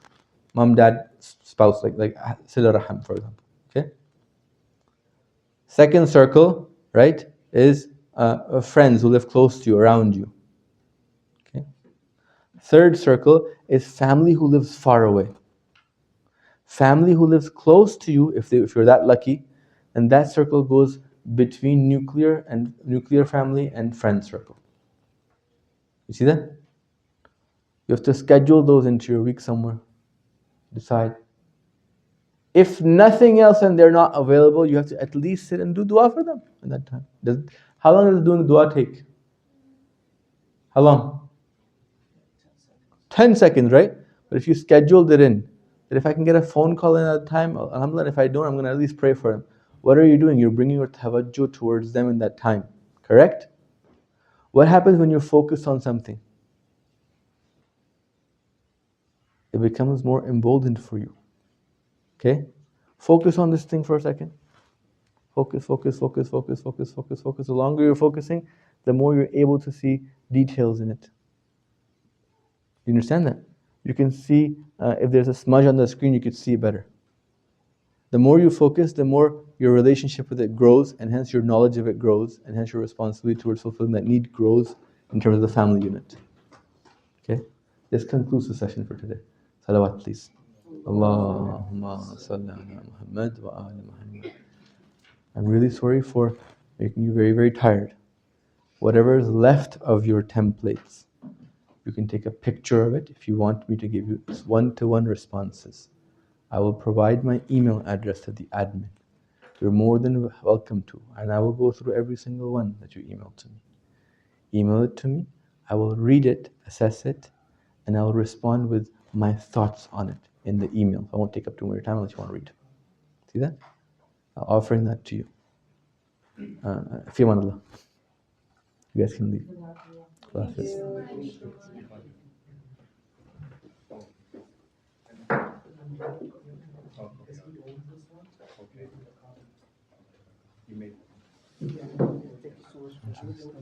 I tried putting the response into the sheets, but there was no access to be able to edit. So You have to make a just wrote as copy. notes. Make a copy. It's okay. Okay. But it's okay if you can just whenever you have the template, and you email that to me. Okay. Don't give me notes. Give me an actual plan. Okay, I think I'll like summarize the notes and then I'll be able to put them into the. Make a template. Guys, if you're emailing me, you're emailing me a template. Huh? I don't want notes. I want like the template that I have. You're filling that in and emailing that to me. And I'll criticize and critique or compliment that. Thank you.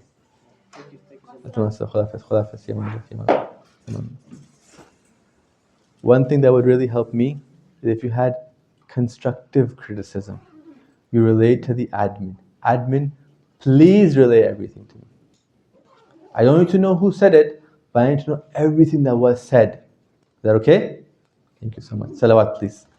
Allahumma salli ala Muhammad wa ala Muhammad wa ajal faraj.